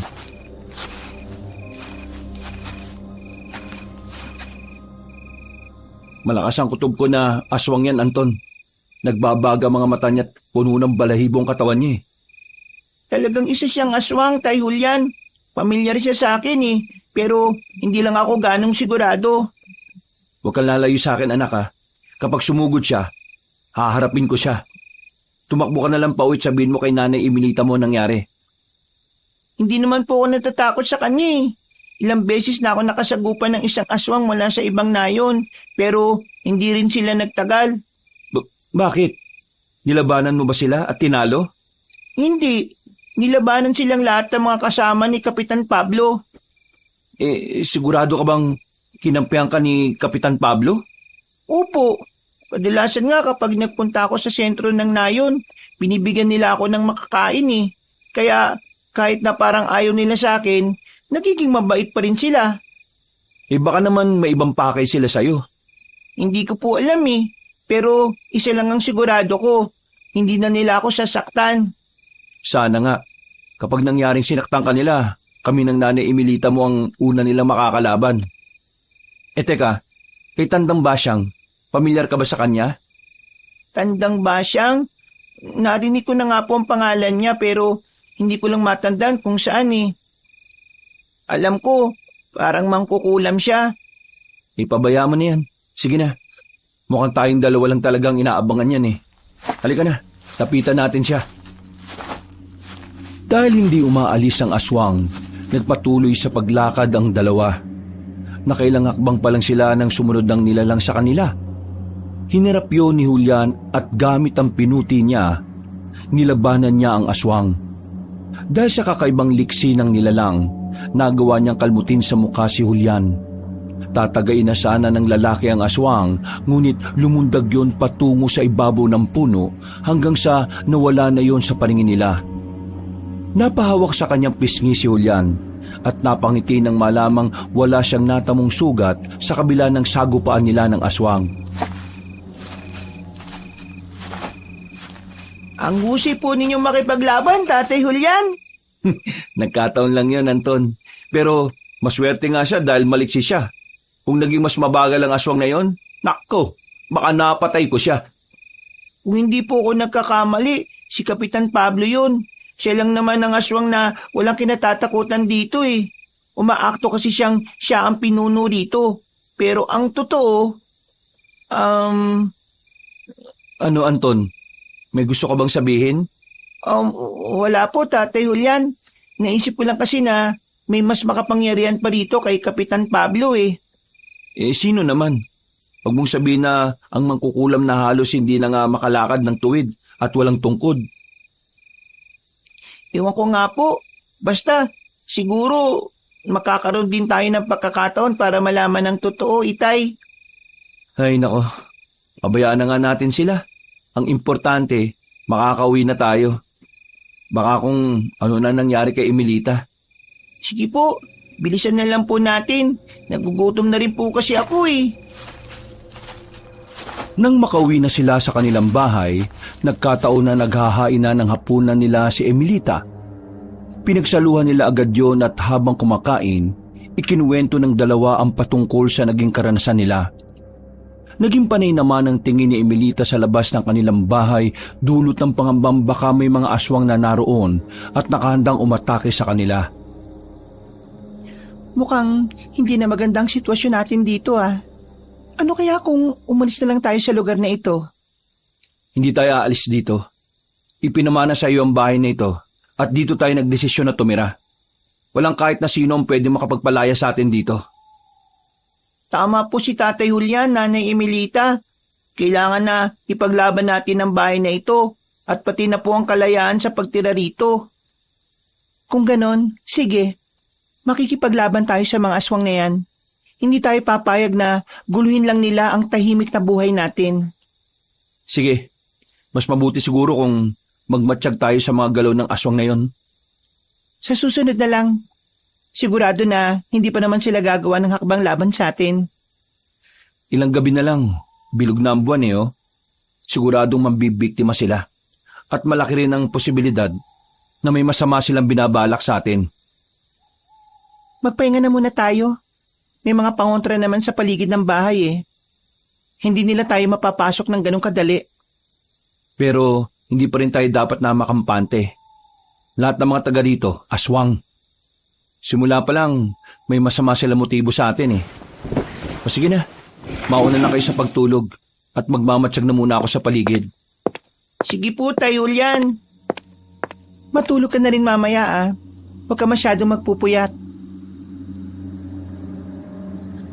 Nagmatsyag si Julian sa paligid hanggang sa kalaunan, nakatulog na rin siya. Nasa kalagitnaan na siya ng kanyang pagtulog nang maalimpungatan siya dahil sa mga angil sa labas ng bahay nila. Pagkabangon niya, nakita niyang gising din si Anton at nakadungaw na sa bintana. Nilapitan niya ang bata at agad na inusisa kung ano ang nangyayari. Pagkalapit niya sa bintana, dumungaw rin siya at nakita niya ang mga nagbabaga mga mata na nakabasid sa bahay nila. Kinutuban siya ng hindi maganda, kaya isinuot niya sa ulo ang birang niya saka kinuha ang kanyang pinuti. Kanina pa ba yung mga aswang na yan? Sigurado mga alagad niya ni Kapitan Pablo. Hindi ko po alam eh. Nagising na lang din po ako dahil sa mga yabag sa labas. Sigurado nga ang sila yan. Malamang po gumaganti sila. Gumaganti dahil ano? Dahil sinugot ko sila at inakusahang nangungulam? Totoo naman sila lang naman ang may kapasidad na kulamin si Emilita. Sila lang naman ang nakaalita namin. Iba ka po kung pasukin nila tayo dito. Hindi ko papayagang mangyari yan. Samahan mo na muna rito ang Nanay Emilita mo. Bababa lang ako saglit. Sasamahan ko na po kayo, Tay. Baka sobrang dami na mga aswang na yan eh. Makakaya ko sila. Mas kailangan ka ni Emilita rito. Natutulog pa siya eh. At baka bigla nga tayong pasukin ng mga aswang. Hindi na rin niya hinintay pang makapagsalita ang bata at nang madali siyang bumaba sa kanilang bahay. Hinugot niya ang pinuti niya at saktong pagkababa niya bumukas ang bintana. Pagkalingon niya, nakadungaw na roon si Emilita. Nagmadali rin siyang kumuha ng sandata saka bumaba rin sa kanilang tirahan. Mga hayop na aswang na yan, tahimik tayong namumuhay rito pero ginugulo nila tayo. Wala tayong kasalanan sa kanila. Tayo pa nga naagrabyado dahil sa ginawa nila sa iyo eh. Ngayon, tingnan natin kung hanggang saan ang angas ng mga nilalang na yan. Hindi porkit taga rito sila, At dayo lang tayo Maaari nila tayong apihin. Tara na, kung tayo talagang pakay nila, haharapin natin sila. Nagmadaling lumabas ang mag-asawa. Dahil sa taglay nilang tagabulag, hindi agad sila napansin ng mga aswang doon. Iginala ni Julian ang paningin niya at nakita niyang nasa mga 20 ang mga matang naroroon. Dahil dito, nalaman niyang mga nasa 10 aswang ang nakapwesto roon. Noon din, naglakad sila at nang makalapit na sila sa pwesto ng mga nilalang, nagpasya silang magpakita sa mga ito. Kayo mga aswang, alam kong kami ang pakay ninyo. Lumipat kami rito na walang ibang ginusto kung hindi ang mabuhay ng masaya at tahimik. Tapos basta na lang ba ninyo kami guguluhin? Para ano? Anong pakay nyo sa amin? Tingnan mo sila mukhang wala rin si Kapitan Pablo Sigurado na inutusan lang niya ang mga yan. Talagang napakaduwag naman ang kapitang yun. Bata lang naman ang kaya niyang kalabanin Nang mga panahong yon, kinuha nila ang pansin ng mga aswang. Umangil naman ang mga yon at naganda para atakihin sina Julian at Emilita. Alam na mag-asawa ang pinaplano ng mga aswang, kaya inihanda rin nila ang mga pinuti nila. Sa isang pagkisap ng mga mata ni Julian, sumugod sa kanila ang halos kalahati ng mga aswang. Hindi naman sila natinag at hinarap nila ng buong tapang ang mga nilalang. Nagkaroon ng sagupaan sa pagitan nila at ng mga aswang. At dahil sa angkin nilang husay sa pakikipaglaban, naging madali sa kanila ang pagtalo sa unang grupo ng mga nilalang. Kalaunan, lahat ng mga sumugod sa kanila ay nakahandusay na sa lupa, duguan at wala ng buhay. Kayo mga natitira, mamili kayo. Uuwi kayo sa pinanggalingan nyo o gusto nyong matulad na lang sa mga kasama ninyo? Bibigyan namin kayo ng pagkakataon. Pero kung talagang gusto nyo kaming labanan, sige, pagbibigyan namin kayo. Ayun na, Emilita. Mukhang nag-aanda nga sila. Maganda ka na rin at nang matapos na kaagad natin to. Sige, pagkatapos nito, mas mabuti siguro na sugurin na natin si Kapitan Pablo. Kailangan niyang magbayad sa ginawa niya sa akin na to.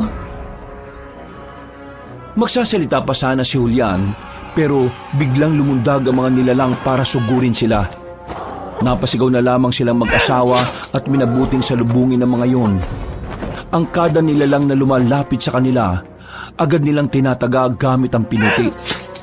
Kahit na umiilag ang mga aswang, hindi pa rin sila nakakaligtas. Dahil sa lakas at liksi nilang mag-asawa, kalaunan, nagawa nilang patayin ng ibang aswang hanggang sa may makita silang isang nilalang na sinisikap na makabangon. Hahayaan ka namin mabuhay para maiparating mo ang mensahe namin sa kapitan ng baryong ito, sa pinuno ninyo. Kung gusto niyang hindi maubos sa mga alagad niya, tigilan niya kami. Nandito kami para mamuhay ng tahimik. Kaya, huwag niya kaming bibigyan ng rason para bumalik sa dati naming ginagawa. Sige na. Baka magbago pang isip namin at itulad ka namin sa mga kasamahan mo. Alis na! Tiningnan na lang nila ang sugatang aswang habang pinipilit na makatayo. Nang nakatayo na yon, nagmadali itong tumakbo hanggang sa tuluyan ng mawala yon sa paningin nila Julian at Emilita.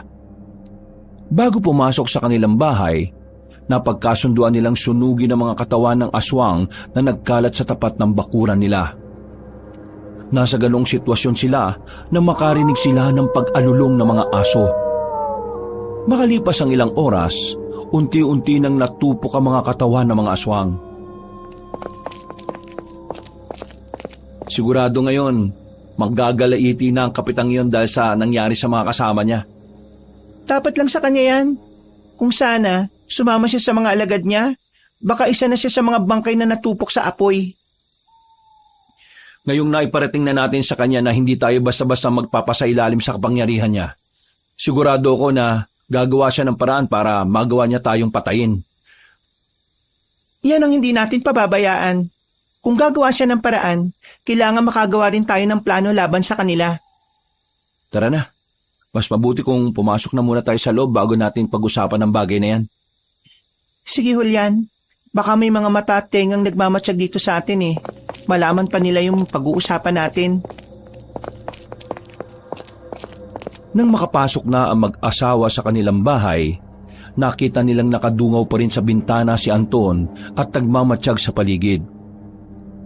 Nilapitan siya ni Julian at Emilita saka kinausap patungkol sa nangyari. Isinalaysay naman ng bata kung ano ang mga naranasan at nasaksihan niya noong gabing sinalakay sila ni Kapitan Pablo. Mabuti na lang po't nagdesisyon si Kapitan Pablo na wag akong patayin. Bakit naman daw? Kung gusto kanyang patayin, magagawa naman niya, di ba? Oo nga po, pero ewan ko nga ba kung ano ang plano niya sa akin. Pati mga alagad niya, inutusan niyang wag akong saktan eh. Kung ano man ang motibo niya, sigurado na mahalaga yon. Huwag kang mag-alala, hindi namin siya pababayaang makuha ka. Salamat po. Iniisip ko nga po na baka may kung ano man silang binabalak eh. Baka po pagdating ng araw, iaalay niya ako sa kung sino mang sinasamba nila. Dadaan muna silang lahat sa ibabaw ng bangkay namin ni Emilita. Kung dati nagagawa nilang magasik ng lagim dito sa kanayunan, ngayon, hindi na. Pipigilan natin sila sa mga masasama nilang gawain. Ano naman ang gagawin natin para mapigilan na ang pag-asik nila ng lagim dito? Kung hindi ako nagkakamali, sa mga susunod na gabi, may mga aswang na namang susugod dito. Unang-una, kailangan nating malaman ang mga galaw at plano nila. At magagawa lang natin yun sa tulong mo, Anton. Alam naman natin na hindi ka magagawang sakta ng mga aswang. Kaya malaki ang may tutulong mo sa amin. Ano naman po ang gusto niyong gawin ko? Teka, Julian. Bata lang si Anton. Baka hindi niya kayanin ang ipapagawa mo. Hindi naman mabigat ang ipapagawa ko Gusto ko lang na malaman ang mga posibleng hakbang na gagawin ng mga aswang. Siya lang ang tanging makakagawa niyan dahil hindi siya magagawang saktan ni Kapitan Pablo. Baka noon yun. Ngayon dito na sa atin siya nakatira. Baka ituring na rin siyang kalaban ng kapitan. Huwag po kayong mag-alala. Hindi ako ituturing na kalaban ng mga taga dito. Takot ang lahat ng mga taga dito kay Kapitan Pablo eh. Isa pa pala, kailangan din nating malaman kung anong totoong pakay ng mga aswang sa iyo, Anton. Hindi sa lahat ng panahon ligtas ka mula sa banta ng mga nilalang na yon. Ipinagpatuloy nila ang pag-uusap patungkol sa kanilang magiging plano. Habang ginagawa nila yon, nagmamatsyag sila sa paligid. Nang mapagtanto nilang wala rin naman aswang na umaaligid sa bakuran nila, nagpasya silang tatlo na matulog na muna. Kinabukasan ng mga 3:00 ng hapon, akmang aalis na sana si Anton para pumunta sa sentro ng nayon nang makita nila si Tandang Basyang na dumaan na naman sa tapat ng kanilang bakuran. Minabuti ni Julian na itago na muna ang bata at nang hindi siya makita ng bantog na mangkukulam.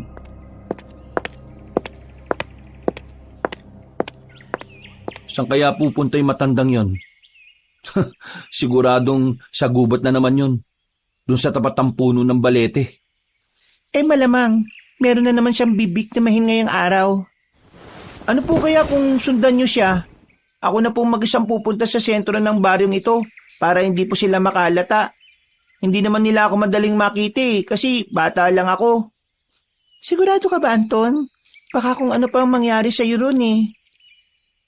Kapag may problema, sumigaw ka lang ng ubod ng lakas Hindi naman gaanong malayo ang gubat sa sentro ng baryong ito Sige po, Tayo Julian, Nanay Emilita. Ay, teka po, bago po ako umalis, may gusto po akong ipagtapat sa inyo. Ano ba yan, Anton? Hindi ko po alam kung makakatakas pa po ako kung sakali mang mahuli ako ni Kapitan Pablo. Bakit naman? Kasi po, ilang beses ko na ring nagamit ang kakayahan ko sa pagpapagaling. Ayon sa nanay ko, kapag may pinagagaling ako, nababawasan ng lakas ko. Sino ba ang mga napagaling mo? Marami na po. Halos lahat sila. Mga tao sa kabilang nayon, mga biktima ni Tandang Basyang. Julian, mas mabuti siguro kung samahan mo na lang si Anton.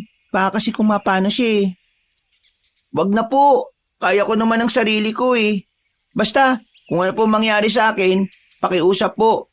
Patayin po ninyo si Kapitan Pablo at saka si Tandang Basyang.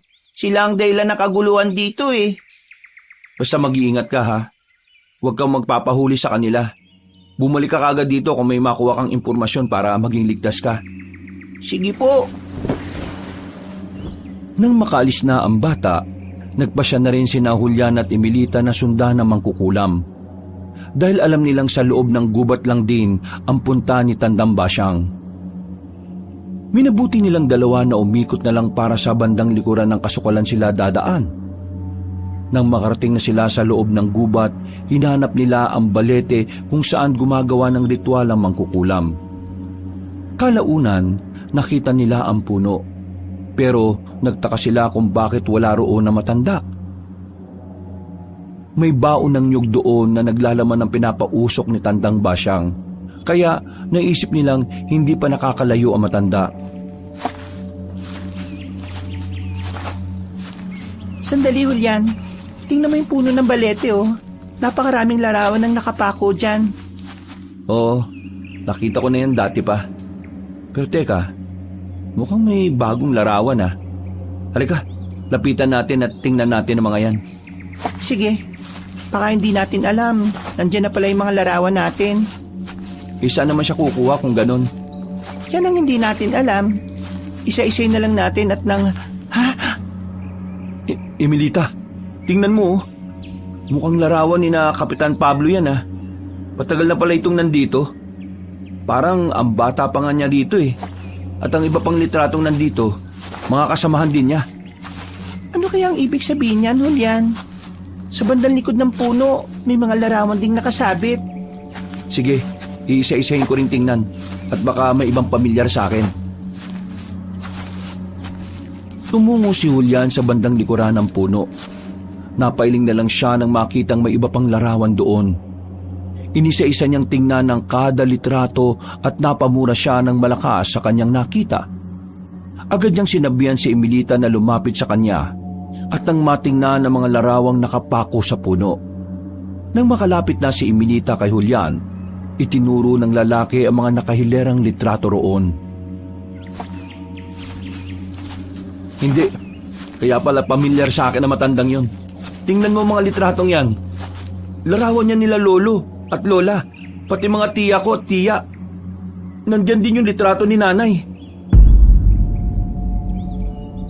Anong ibig mong sabihin? Ang matandang yun, siya ang dating kabit ni lolo.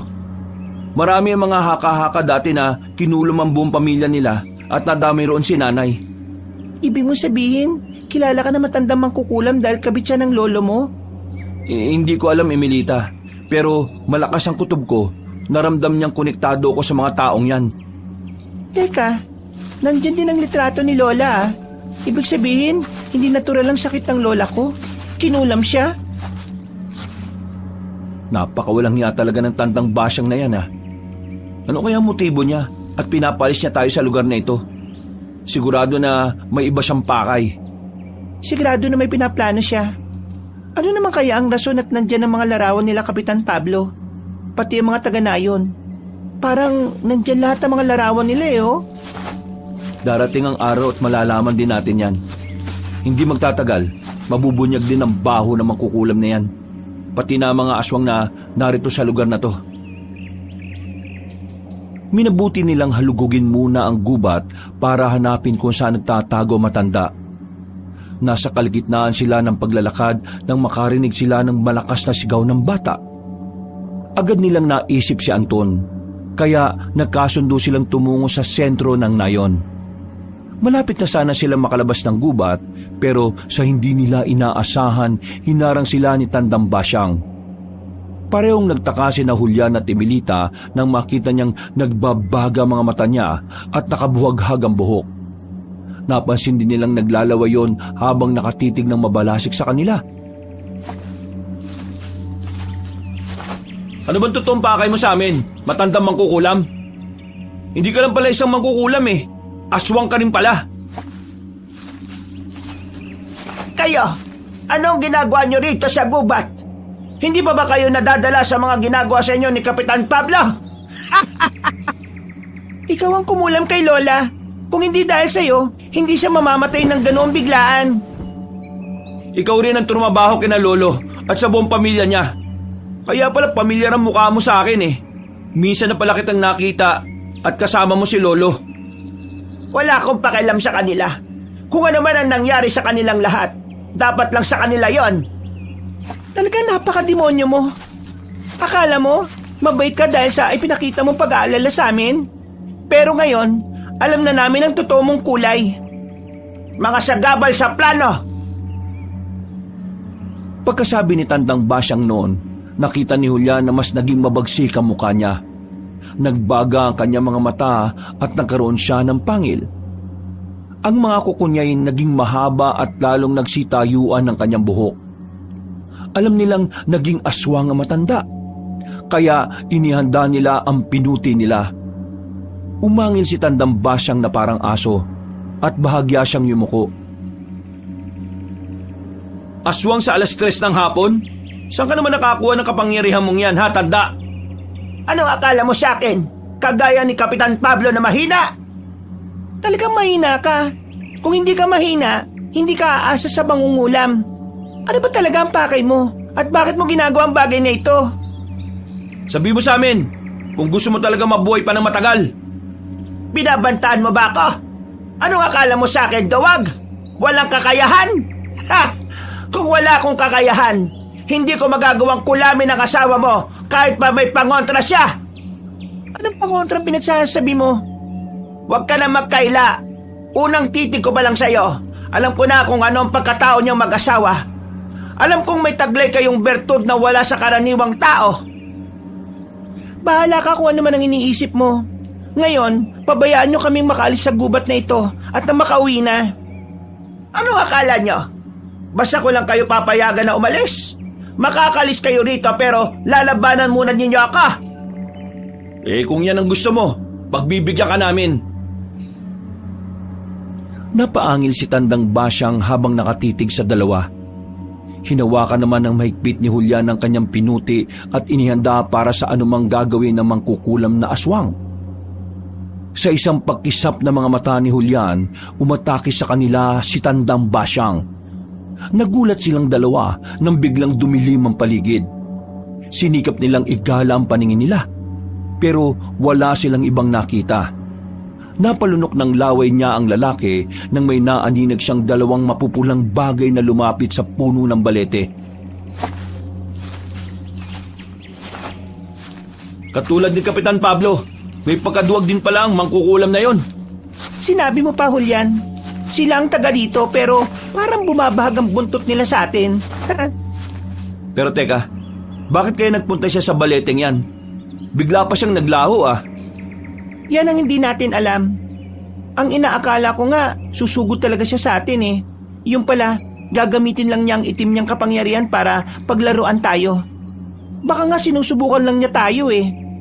Kung yan ang pakay niya, nagkakamali siya sa kanyang sinusubukan. Baka magsisi siya sa ginawa niya at gagawin pa sa atin. Teka, paano nito, Julian?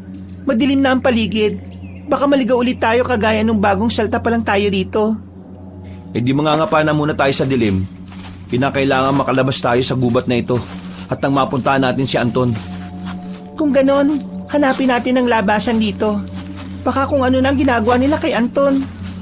Yan din ang iniisip ko Malakas ang kutob ko na may gagawing hindi maganda mga aswang sa kanya. Sandali lang. Kanina parang merong kaguluhan nangyayari Ano kayang meron? Julian, baka may kung ano silang ginawa kay Anton. Punta na natin ang sentro ng baryo. Maging alerto ka na lang para sa kung anumang mangyayari. Hindi natin alam kung gaano sila karami. Sige, nahawakan ko na ng mahigpit ang pinuti ko. Tara na. Dahil madilim na ng mga panahon na yon, naisip nilang ilang oras ang kanilang inilagi sa loob ng gubat. Kahit paano, hindi sila nahirapang baybayin ng daan. Dahil hindi gaanong masukal yon, habang papalapit sila sa sentro ng nayon, nakaamoy sila ng napakalansang samyo. Bigla rin silang nagtaka dahil may narinig na silang mga pag-alulong ng aso. Naisip nilang baka nagpalit na ng anyo ang mga aswang, kaya maging ang mga hayop ay kinilabutan. Kahit pa alam natin na malabong saktan siya ng mga aswang, hindi pa rin tayo dapat na makampante. Yan nga ang iniisip ko Kahit na bago pa lang sa atin si Anton, napalapit na ang loob ko sa kanya. Ako rin, Emilita. Parang anak na ang turing ko sa kanya. Ayaw kong saktan siya ng mga aswang. Sandali. Bakit parang may ibang enerhiya ako nasasagap? Parang may team na hindi ko maintindihan. Bahala na. Ang importante, malaman natin kung anong nangyari kay Anton. At baka kung may impormasyon siyang nakuha patungkol sa mga aswang, lalo na kay Kapitan Pablo. Meron man, siguradong may magagamit tayo laban sa mga taga rito. Binlisan nila ang paglalakad hanggang sa makalapit na sila sa sentro ng nayon. Bago pumasok, nagmatsyag sila sa paligid hanggang sa marinig nila ang boses ni Anton na sumisigaw at humihingi ng tulong.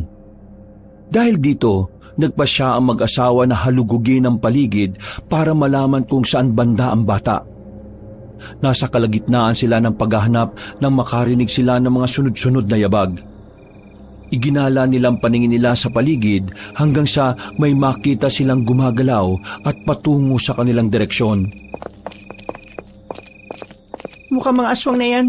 Sigurado na ramdam nila ang presensya natin. Huwag mo silang katakutan. Sila ang dapat na matakot sa atin. Hindi na mabilang ang mga aswang na napatay natin. Tandaan mo yan, Emilita. Huwag ka matakot. Anong gagawin natin? Unahin ba natin hanapin si Anton o kalabanin ng mga aswang na yan? Ako na ang bahalang pumatay sa kanila. Subukan mo na lang na hanapin si Anton. Susunod kagad ako sa'yo. Sige, mag-iingat ka, Julian, ha? Ikaw rin. Huwag ka magpapahuli sa mga aswang. Susunod kagad ako. Nang makita niyang 5 aswang ang papalapit, sinenyasan niya si Emilita na umalis na.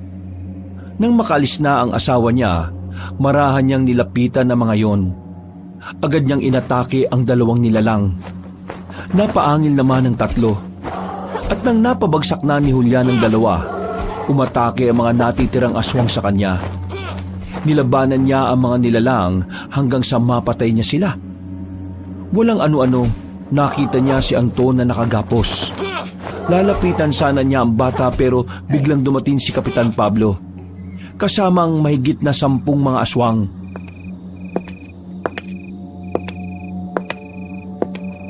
Ngayon, nasa 13 taong gulang ka na. Pwede ko nang makuha ang kapangyarihang nasa loob mo. Anong pinagsasabi niyo? Wala akong alam dyan. Pakawalan niyo ako dito. Ilang taon din ako nagtiis na huwag kang dakpin. Hindi ko hinayaan ang mga alagad ko na saktan ka at siniguro kong magiging malusog ka sa pisikal man o espiritual na aspeto. Pakawalan niyo ako. Kapag nakarating dito si Nanay Emilita at Tatay Julian, siguradong lagot kayong lahat sa kanila. At akala mo ba, matatakot kami sa mga dayong yon? Sisiw lang sila at kung gugustuhin namin katayin sila, magagawa namin. Ha? Diyan kayo nagkakamali. Hindi sila mga karaniwang tao. Magsisisi lang kayo dahil ginulo nyo ang buhay nila. Sila ang nanggulo sa tahimik na buhay namin dito sa baryo. Kung wala sila, wala sanang nagiging banta sa amin dito. Hindi kami papayag na pagharian nila ang baryo. Ha? Pagharian?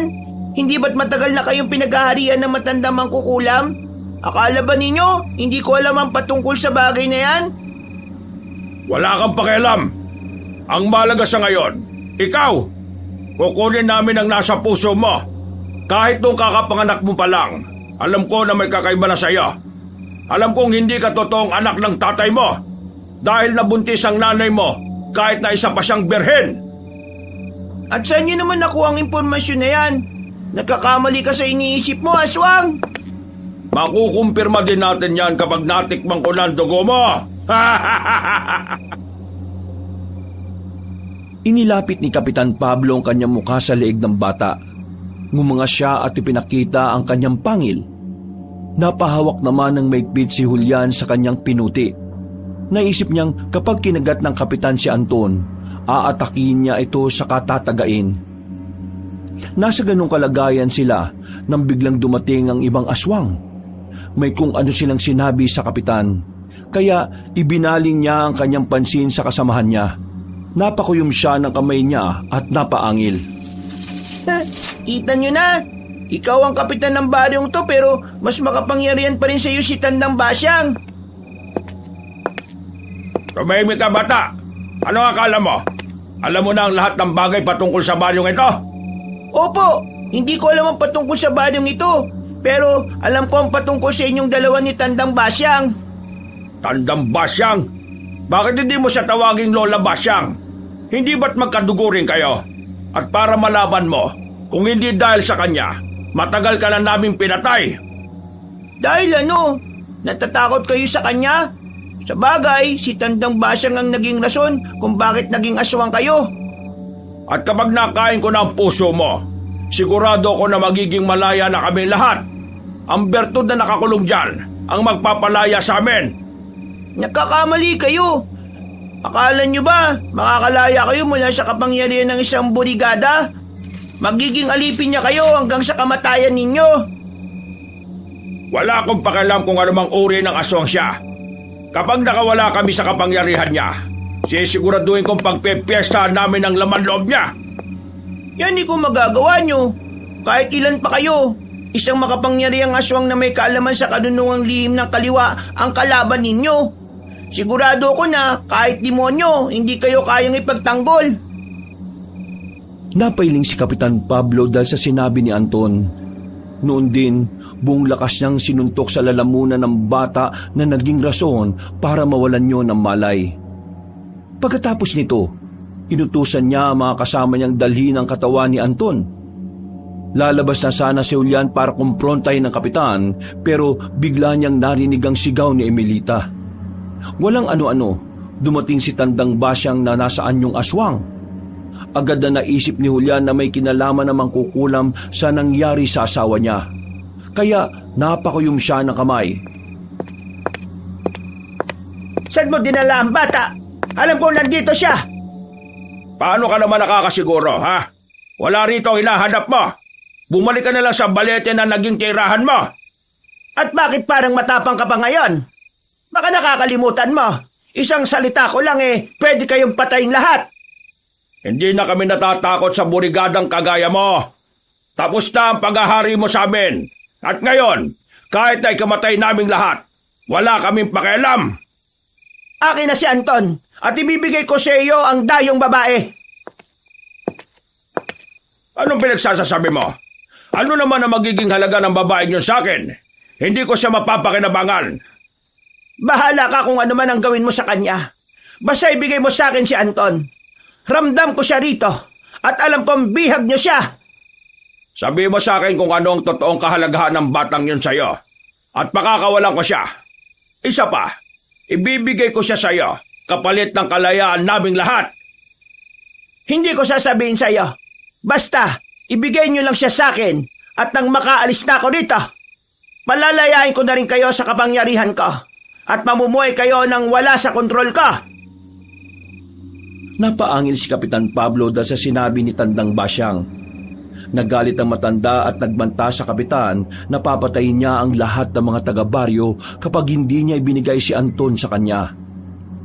Hindi naman nakinig ang kapitan at napatungal siya na parang asong nanggagalaiti. Kasunod noon, nakarinig si Julian ng mga sunod-sunod na yabag. Sinipat niya ang paligid at nakita niya ang napakaraming aswang na papalapit. Sa halip na makiusyoso sa posibleng mangyari, naisip niyang unahin munang iligtas si Emilita. Kalaunan, nakita niya si Emilita na nakagapos sa isang malaking puno. Agad niyang pinuntahan yon sa kakinalagan. Anong nangyari? Bakit hindi mo kasama si Anton? Nasaan na siya? Yan ang isa pa nating problema. Hawak siya ng mga aswang. Ililigtas ko sana siya pero minabuti kong hayaan na muna para may makuha kong impormasyon. Ano naman ang impormasyon na nakuha mo sa kanila? Si Anton, konektado siya kay Tandang Basyang. Kaya pala siya hindi sinasaktan ng mga aswang dahil may mas malaking plano si Kapitan Pablo sa kanya. Sa palagay ko nga pati ang mangkukulam, gusto rin siyang mapatay. Kung ganon, kailangan nating mailigtas si Anton. Hindi natin papayagan ng sino man sa kanila na makuha at magamit ang bata para sa pansarili nilang interes. At talagang hindi natin pwedeng pabayaan siya. Kapag nagtagumpay si Kapitan Pablo sa kanyang hangarin, siguradong papatayin niya tayo. At kung hindi man, itutulad niya tayo sa kanila. At kung si Tandang Basyang man ang manalo sa labanan nila, may magiging kapangyarihan siya. Hindi natin alam kung ano ang pwede niyang gawin sa mga aswang dito at pati sa atin. Yan ang hindi natin papayagan. Kinakailangan nating... Nasa kalagitnaan sila ng kanilang pagkukwentuhan nang makarinig sila ng sunod-sunod na pag-angil mula sa malayo. Agad na sinabi ni Julian ang namumuong komosyon sa pagitan ni Kapitan Pablo at Tandang Basyang. Kaya nagkasundo silang alamin kung ano na ang nangyayari. Habang papalapit sila sa kinaroroonan ni Kapitan Pablo, nakarinig sila ng mga pag-ungol. Panandalian silang natigilan at nagmatsyag na muna sa paligid para hindi sila madamay sa gulong nangyayari. Kung hindi ako nagkakamali, naglalaban na sila ngayon. At kung sino man ang mananalo, siya ang mas malakas. Sigurado na hindi basta-basta magiging kalaban natin. Kailangan natin magdoble ingat. Tama ka. Tara na. Aalamin natin ang mga galaw nila. Sa paraang yan, mas madali natin sila matatalo sa laban. Pagbabayaran nilang ginawa nila sa atin. Lalo na namang kukulam na yon. Magbabayad din ang kapitan sa kanyang panggugulo sa tahimik nating buhay. Kung hindi nila tayo ginulo, malaya sana tayo makakapamuhay at makakabuo ng pamilya natin sa baryong ito. Yan nga rin ang iniisip ko Pero base sa narinig ko, si Tandang Basyang talaga ang nagpasimula ng lahat. Isa pala siyang aswang na burigada. Sandali. Naikwento dati sa amin ni Lola ang patungkol sa aswang na yan Sila ang mga aswang na may dugong mangkukulam at engkanto. Nakatira raw sila sa mga puno ng balete. Kung ganon, hindi tayo pinaglalaruan ng paningin natin. Ang malaking puno ng balete ang mismong tirahan ni Tandang Basyang. At sigurado na isa rin yun sa pinanggagalingan ng kapangyarihan niya. Hindi kaya mas lalo siyang lumakas dahil sa mga taong kinulam niya? Tama. Sana sinunog natin ang punong yun. Kapag nasunog yun, siguradong mababawasan ang kapangyarihan niya. Emilita, sinasabi ko naman sa iyo Saka na natin gawin yon. Sa ngayon, alamin na natin kung ano ang nangyayari. Sigurado nakakaunti na lang ang aswang na natitira. At kung sino man ang nananatiling buhay, lalabanan natin sila. Mas mabuti pa nga. Tara na. Naging maingat sila sa paglalakad hanggang sa matanaw na nila ang bahagi kung saan iniwan ni Julian ang mga aswang. Natigilan sila at napasipat sa paligid, pero pareho silang nagtaka dahil walang kahit na isang bangkay ng aswang na naroon. Nagkatitigan na lang ang mag-asawa at pareho silang walang alam sa nangyayari. Hinagilap nila ang mga katawan ng aswang pero maging sina Tandang Basyang at Kapitan Pablo ay wala roon. Nasa ganong sitwasyon sila nang maalala nila si Anton. Kung wala dito ang mga aswang, dalawang bagay lang ang naiisip ko. Kung hindi sila namatay, may kumuha sa kanilang katawan.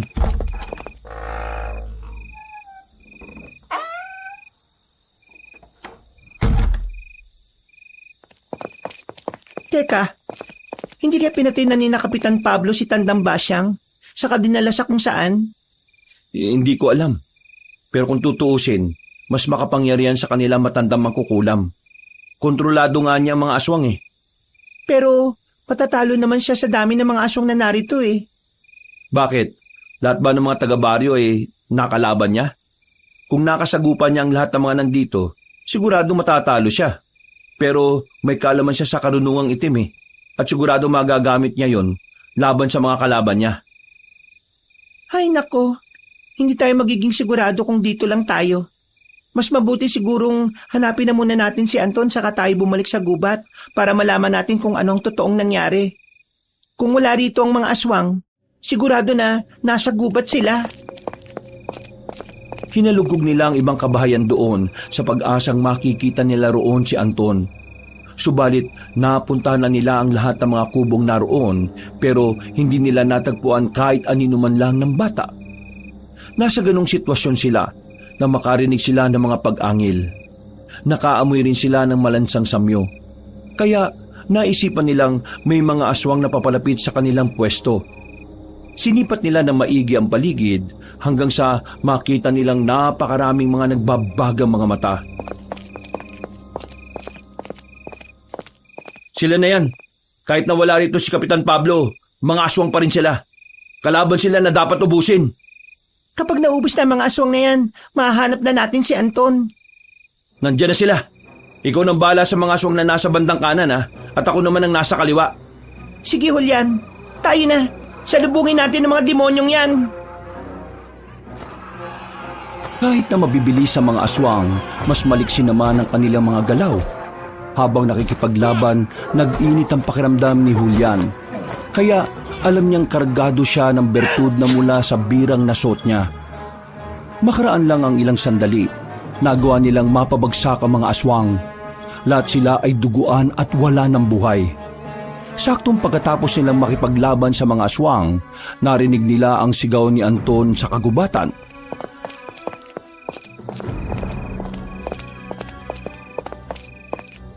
Nandun sila sa kagubatan. Sigurado na nandun din sila, Kapitan Pablo. Wala tayong ititira sa kanila. Kung ang kamatayan nila'y katumbas na kalayaan natin, kailangan natin silang ubusin. Pati ang mangkukulam. Kung talagang buhay pa siya, kailangan din niya mamatay. Ipagiganti natin ang mga kamag-anak natin na biniktima niya. Ang demonyang basyang na yon, talagang mananagot siya sa akin kapag nalaman kong buhay pa siya. Malusog si Lola dati, kung hindi lang niya binigyan ng sakit. Ganon din sina Lolo. Siya ang may pakana ng lahat ng ito. Talagang may sa demonyo siya. Siya ang naging rason ng lahat ng ito. Napakatalino niya. Pero gaya nga ng sabi nila, matalino man ang matching, naiisahan din. Tara na sa gubat. Hindi lang sigaw ni Anton ang naririnig ko. May mga ungol din. Hindi ko nga lang matukoy kung anong dahilan. Tayo na! Patakbo silang tumungo sa gubat kung saan gumagawa ng ritual si Tandang Basyang. Habang papalapit sila roon, nakaramdam sila ng kakaiba at nakakakilabot na enerhiya. Dahil hindi nila alam kung ano ang nag-aabang sa kanila roon, nagpasya silang maging maingat. Nang makarating na sila sa tapat ng gubat, nagmatsyag na muna sila sa paligid. Nung una, nawala ang nakakapanindig balahibong enerhiyang nasasagap nila. Pero kalaunan, muli nilang naramdaman yon at mas naging nakakatakot pa. Minarinig din silang napakaraming ungol, kaya hindi nila alam kung saan yun nagmumula.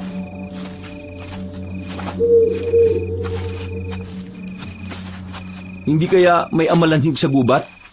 Pero imposible naman. Kung merong amalanhig dyan, dapat nakarating sila sa baryo. Yan ang hindi natin alam.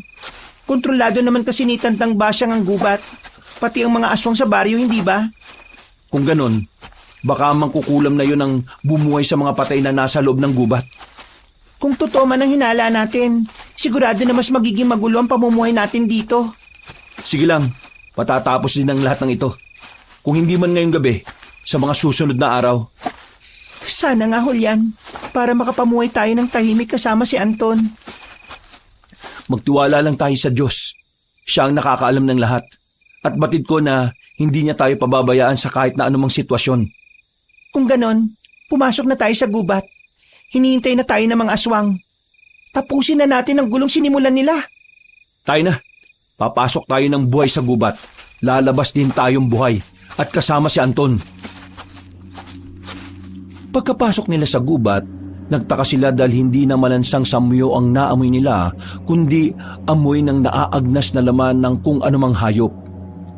Napatitig si Julian kay Emilita at agad siyang napaisip na marahil tama ang hinala nila.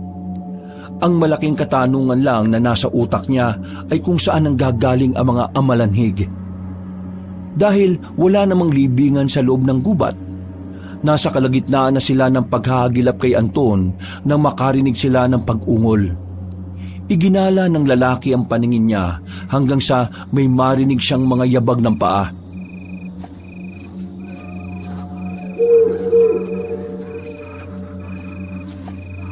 Mukhang marami ang mga yan Julian, tingnan mo ron. May mga gumagalaw nga. Ang nakapagtataka lang, hindi normal ang kilos nila. Parang naninigas sa mga katawan nila. Teka, sina Kapitan Pablo yan At naliligo sila sa mga dugo. Hindi kaya sila ang amalanhig? Paano naman mangyayari yun? Teka, si Tandang Basyang pala. Malakas ang kutob kung siya ang may gawa nito. Malamang, natalo sila na matandang mangkukulam. Baka ginamitan sila ng lihim na karunungan sa kaliwa ni Tandang Basyang. Yun ang naging paraan niya para mapatay niya ang mga aswang. Magre-rebelde na sana si Kapitan Pablo eh. At baka yan din ang paraan na isip niya para mapanatiling tagasunod niya ang mga taga-baryo. Sigurado na yan nga ang ginawa niya. Kung ganon, dapat nating matalo ang mga amalanhig para mahanap si Tandang Basyang saka mailigtas si Anton. Sandali. Igala mong paningin mo sa paligid. May mga amalanhig sa lahat ng dako. Papunta silang lahat dito sa ating kinaroroonan. Napakarami nila, Julian. Parang nandito ang lahat ng mga taga-baryo ah. Talagang napakademonyo ng Tandang Basyang na yan. Hinugot ni Julian ang pinuti niya. Nang ilang dipan na lang ang layo ni na Kapitan Pablo sa kanila, napatakbo na rin siya para salubungin sila para labanan. Habang nakikipaglaban sa mga amalanhig na yon, nang marinig niya ang sigaw ni Emelita. Napalingon at nabahala siya nang makita niyang kinukuyog ng mga kalaban niya ang asawa niya. Lalapitan na sana niya si Emelita para tulungan nang may malakas na puwersang tumama sa kanya. Nabuwal si Juliana at napaungol. Bago pa man siya makabangon, nakita niyang nakatayo si Anton sa tabi niya.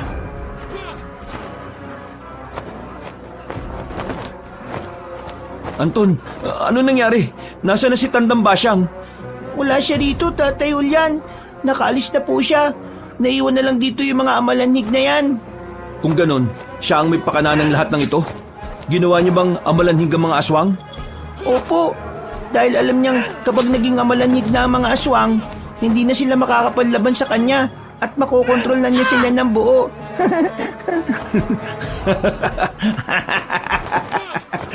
Ha? Anton, ikaw ba talaga yan?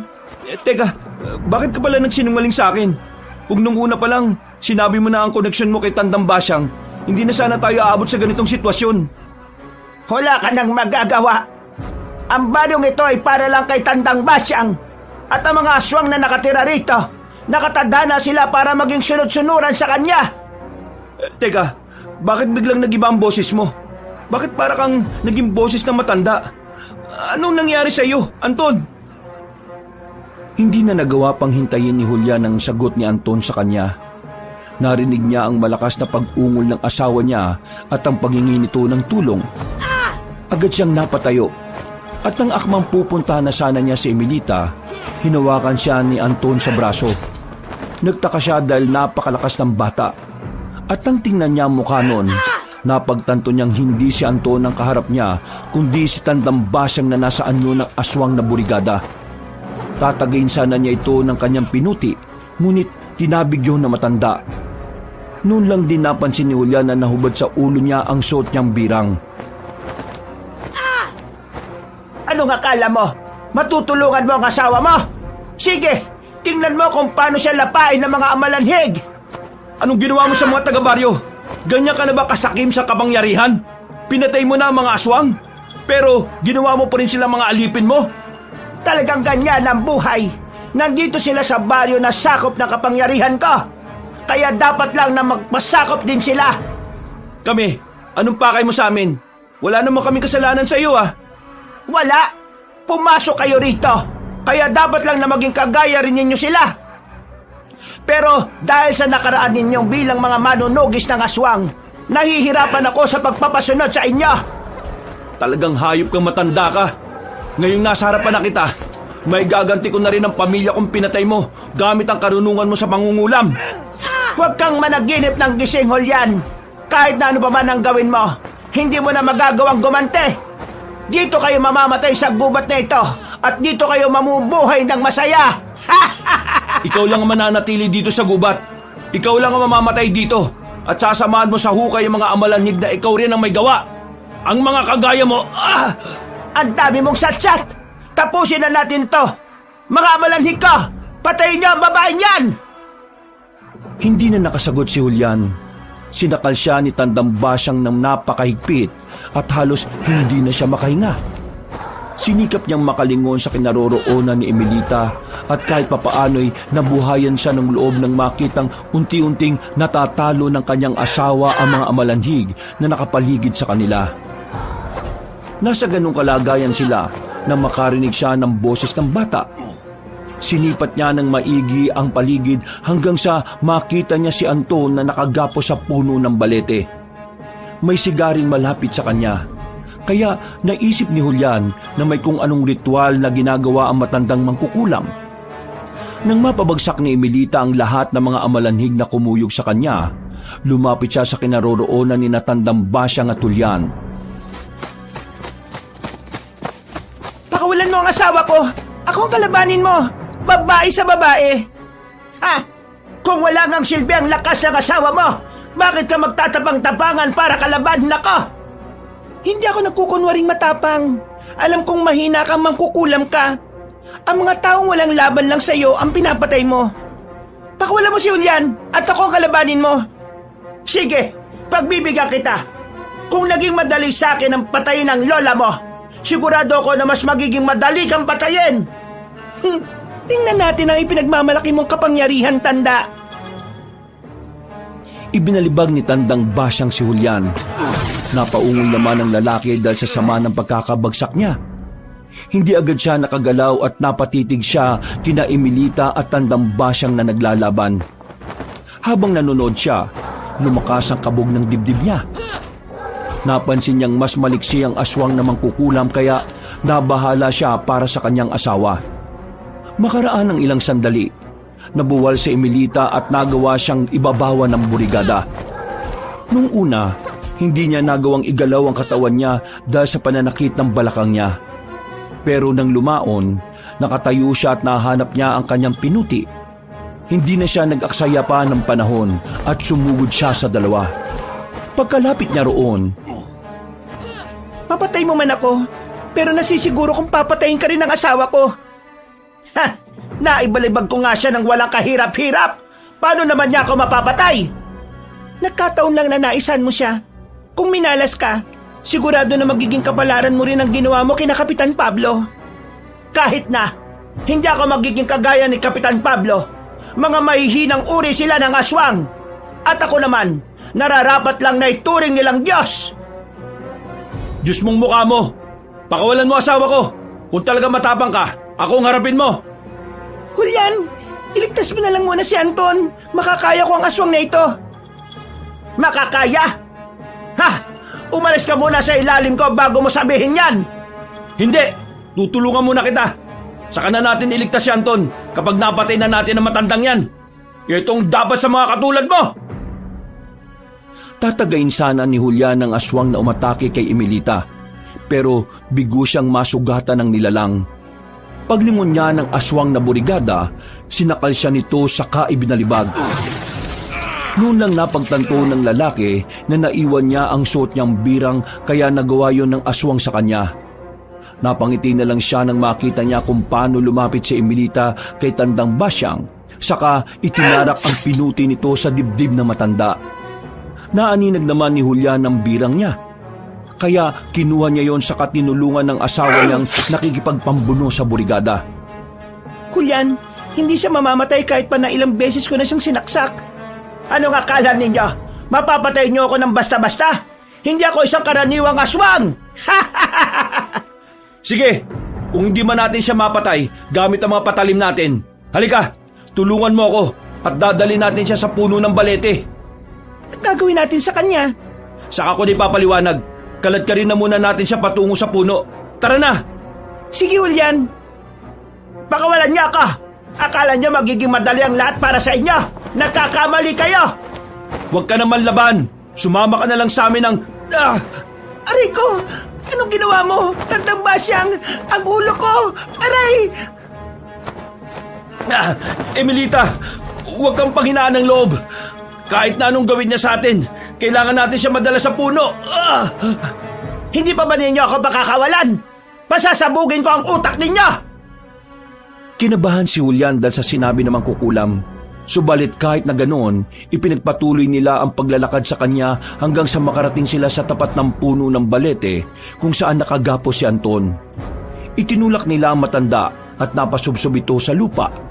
Noon din, kinalagan nila ang bata at tinanong kung ayos lang siya.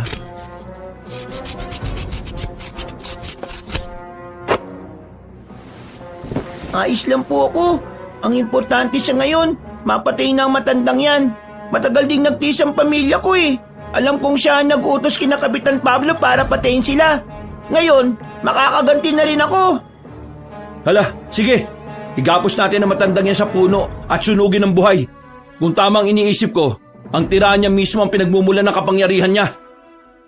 Sige, Tatay Julian. Pero kung hindi siya mamamatay, mas mabuti siguro kung tatarin natin ang katawan niyan. Sige, yan ang gagawin natin. Naikwento dati sa akin ni Lola na kung anumang elementong nakatira sa puno ay nagkakaroon sila ng koneksyon doon. Ibig sabihin, may epekto sa mangkukulam na aswang ang gagawin natin. Sinubukan pang magpumiglas na matanda, ngunit wala siyang nagawa sa tatlo. Nang nakagapos na sa puno si Tandang Basyang, napatawa siya ng malakas. Ng mga sandaling yun, nakaramdam sila ng maitim na enerhiya na bumabalot sa paligid. Noon din, kinuha nila ang pinapausok ng matanda at nang may makita silang nagbabagang uling doon, ginamit nila yon para makagawa ng apoy. Dahil sa mga tuyong sanga at dahon na itinambak nila sa paligid ng puno, saka sa mangkukulam, tuluyang nasunog ang mangkukulam. Habang nasusunog siya, umuusal pa siya ng kung anong dasal, pero hindi niya naipagpatuloy yon. Isang malakas na pagsigawang kumawala sa bibig ng mangkukulam hanggang sa tuluyang siyang nalagutan ng hininga.